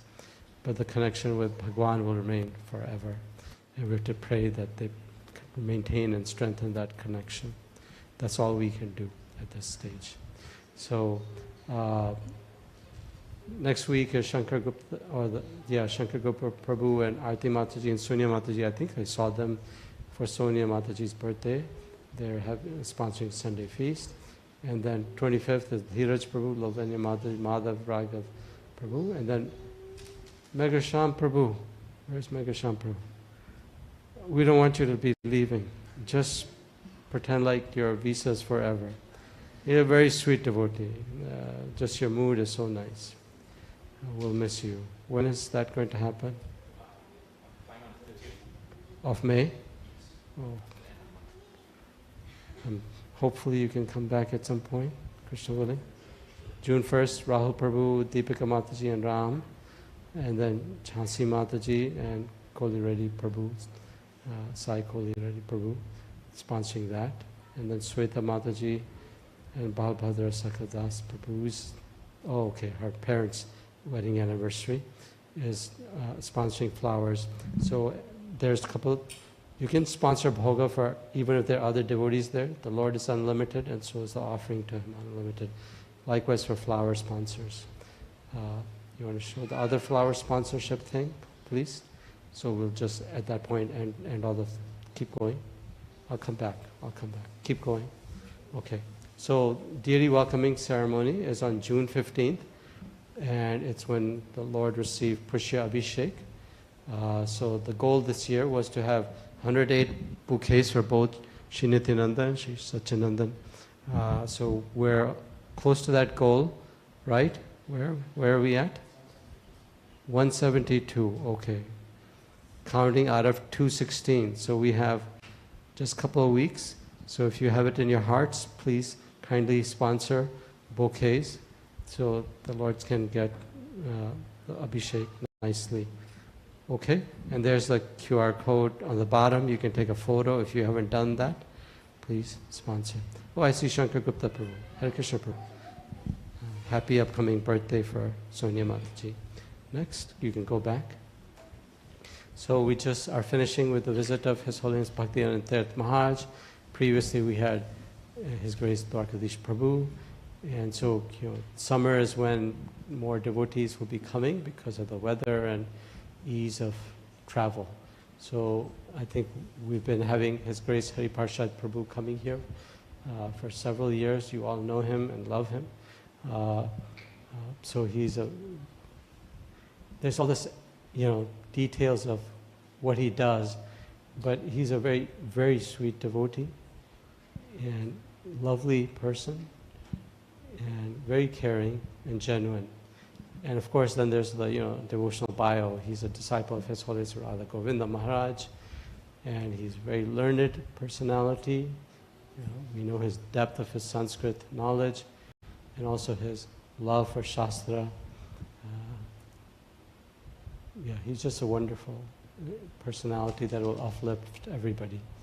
So, and he's also part of the Shastric Advisory Committee, so that's a recognition from GBC for his advanced learning. So this time he's unfortunately just here by himself, right? Mataji and Hari are not here. So he's here by himself. And then there's a program that you can see lined up from Wednesday onward till Tuesday inclusive. So from the 14th to the 20th. And I think we're getting this in the ISKCON Portland volunteer group, right, Damodar Mataji? Announcements of his visit. So, I think the main request from the host is that you kindly RSVP. If it's a temple program, you don't need to RSVP, obviously. But for all of the programs, it's a nice courtesy to RSVP that you're going to be there, so there can be appropriate sitting place and prasadam, so devotees can serve you. If it's your house and you're hosting a program, you'd want somebody to let you know that I'm showing up, not just show up at the doorbell. So please kindly just let them know so they can prepare adequately. May 14th, Manjari Gopika Mataji Madhav Gauranga Prabhu, his Madhav Gauranga Prabhu. May 15th is for Harsharani Mataji's birthday. I'm kidding. Chaitanya Chandra Prabhu's birthday and Harsharani Mataji's at their home. 16th is Prem Rupa Madhavi Mataji, Narottam Vilas Prabhu. 17th is Rukmini Priti Mataji and Krishna Kesha Prabhu's. That's 11:30 in the morning because Saturday's a weekend. And then there's evening program at Shilpa Mataji and Ashutosh Prabhu's home. And then Sunday feast here, 11:30 and 5:30 in the evening at Anu Mataji and Prasad Prabhu's home. And then Monday is Rama Mataji and Vasudevan Prabhu and Hashini Mataji's home. And then Tuesday is Subhashri Mataji and Badrinaran Prabhu and their home. Okay, so you can see the dates. Basically, very simple. Weekdays is 6:30, Weekends is 11:30 and 5:30. So not hard to remember. Okay? Questions on that one? So just kindly come. Topic announced yet or not yet? Yeah, I just got it. What is it? Yesterday, you want me to Is it just one topic or are there multiple? he's doing like 3 or 2 mini-series. Okay. Go ahead, you can say. I'm just trying to be mindful of the fact that you all want prasadam, so just, this will build up the excitement. Yeah, so the first That's okay, that's okay. Madhav Gauranga Prabhu's home is a standalone talk. The topic at Madhav Gauranga Prabhu's, which is the first one, is, and it's kind of built up to build up sort of a sequence. So it is one large series, but so the topics build on each other. Starts with the imperfections of Bhagavan. So that's the first one. Then next we'll have a 2-part series on Thursday and Friday. Wisdom, Patience and Surrender, part 1 and part 2. And then on Saturday we'll have 2 talks, the killing of Vatsasur and understanding Parokshavad. And then Sunday evening, Monday evening and Tuesday evening is Krishna, the culture of Sri Krishna Smaranam. Nice, very nice. So I think all of us at whatever stage we're in our bhakti you won't walk out of there not having expanded your Krishna consciousness and your dedication toward bhakti. So please come. He's spending 1 week with us, which is a substantial amount of time for any visiting Vaishnava, especially somebody of his caliber. Okay? Did you want to add anything else? I think covered. Anything else? Come and take advantage. And even though this year it's a shorter visit compared to previous years, Portland we are lucky to have the same amount of time. Okay. So we'll hear some Srila Prabhupada Leela. Mataji's been very patient. Thank you for your patience today. Did you guys like the format today of the Sunday Feast lecture and then the Q&A? I thought that was really very nice. It was very intimate. Do it more. Hare Krishna. First, I want to all the matas, I want to wish you a happy Mother's Day. Haribol.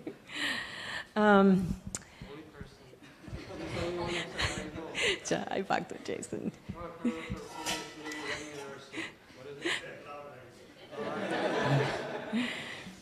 So sometimes some of the things that Srila Prabhupada has said really is a wonderment to me. And I'm going to share this Prabhupada nectar, which exemplifies this. My godbrother Swarup actually is speaking. He says, I posted this a few years ago, and here once again, by popular demand, I'm reposting it. A sleeper agent is one who has infiltrated into a country or society and has gone to sleep, sometimes for many years. They can also be referred to as deep cover agents. They acquire jobs and identities, ideally ones which will prove useful in the future, and attempt to blend into everyday life as normal citizens. Then, when the time is right, they are activated to fulfill their mission. Sometimes the activation comes in the form of a combination of words that are communicated to them via an anonymous source. Srila Prabhupada indicated that his disciples were ordered to take our births throughout the world in order to help him spread Krishna consciousness. So my thinking is that we were just like sleeper agents, and we became activated when we heard Srila Prabhupada chanting the Mahamantra. Without hesitating, we left our identities and our lives behind to fulfill the missions that were given to us. Like iron filings to a magnet, we found Srila Prabhupada and reported for duty. In the following morning conversation in Mayapur, Srila Prabhupada validates this idea. Previously, they were advanced, all of you. You are simply born because of the mission was to be started. Just like in Yadu Vamsa, Krishna ordered all the devotee demigods to go and take birth there to help me. Similarly, you were born in Europe, America, to help this. Otherwise, you were devotees in your past lives. Srila Prabhupada ki jai. Thank you. Thank you very much. Who would like to chant prasadam prayers? Go ahead. Mahaprasade Govinde Namo Brahmane Vaishnave Sarva Punya Vitam Rajan Vishwasane Vijayate Sharirar Vityaja Jorindiyata Heka Jive Fele Vishaya Sagare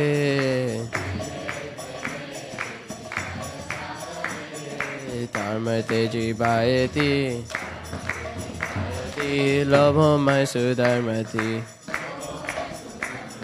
Take Jeta Katina Samsare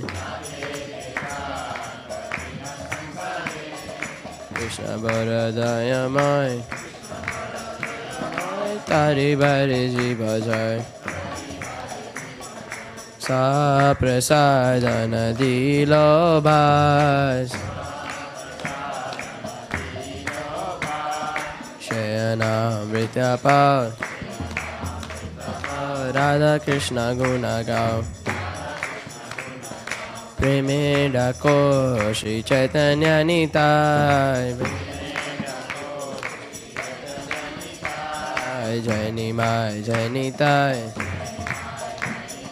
Jai Shri Krishna Chaitanya Prabhu Nityananda Shri Advaita Gadadhara Shri Vasadi Gaur Bhakta Vrinda Hare Krishna Krishna Krishna Hare Hare Hare Rama Rama Rama Hare Hare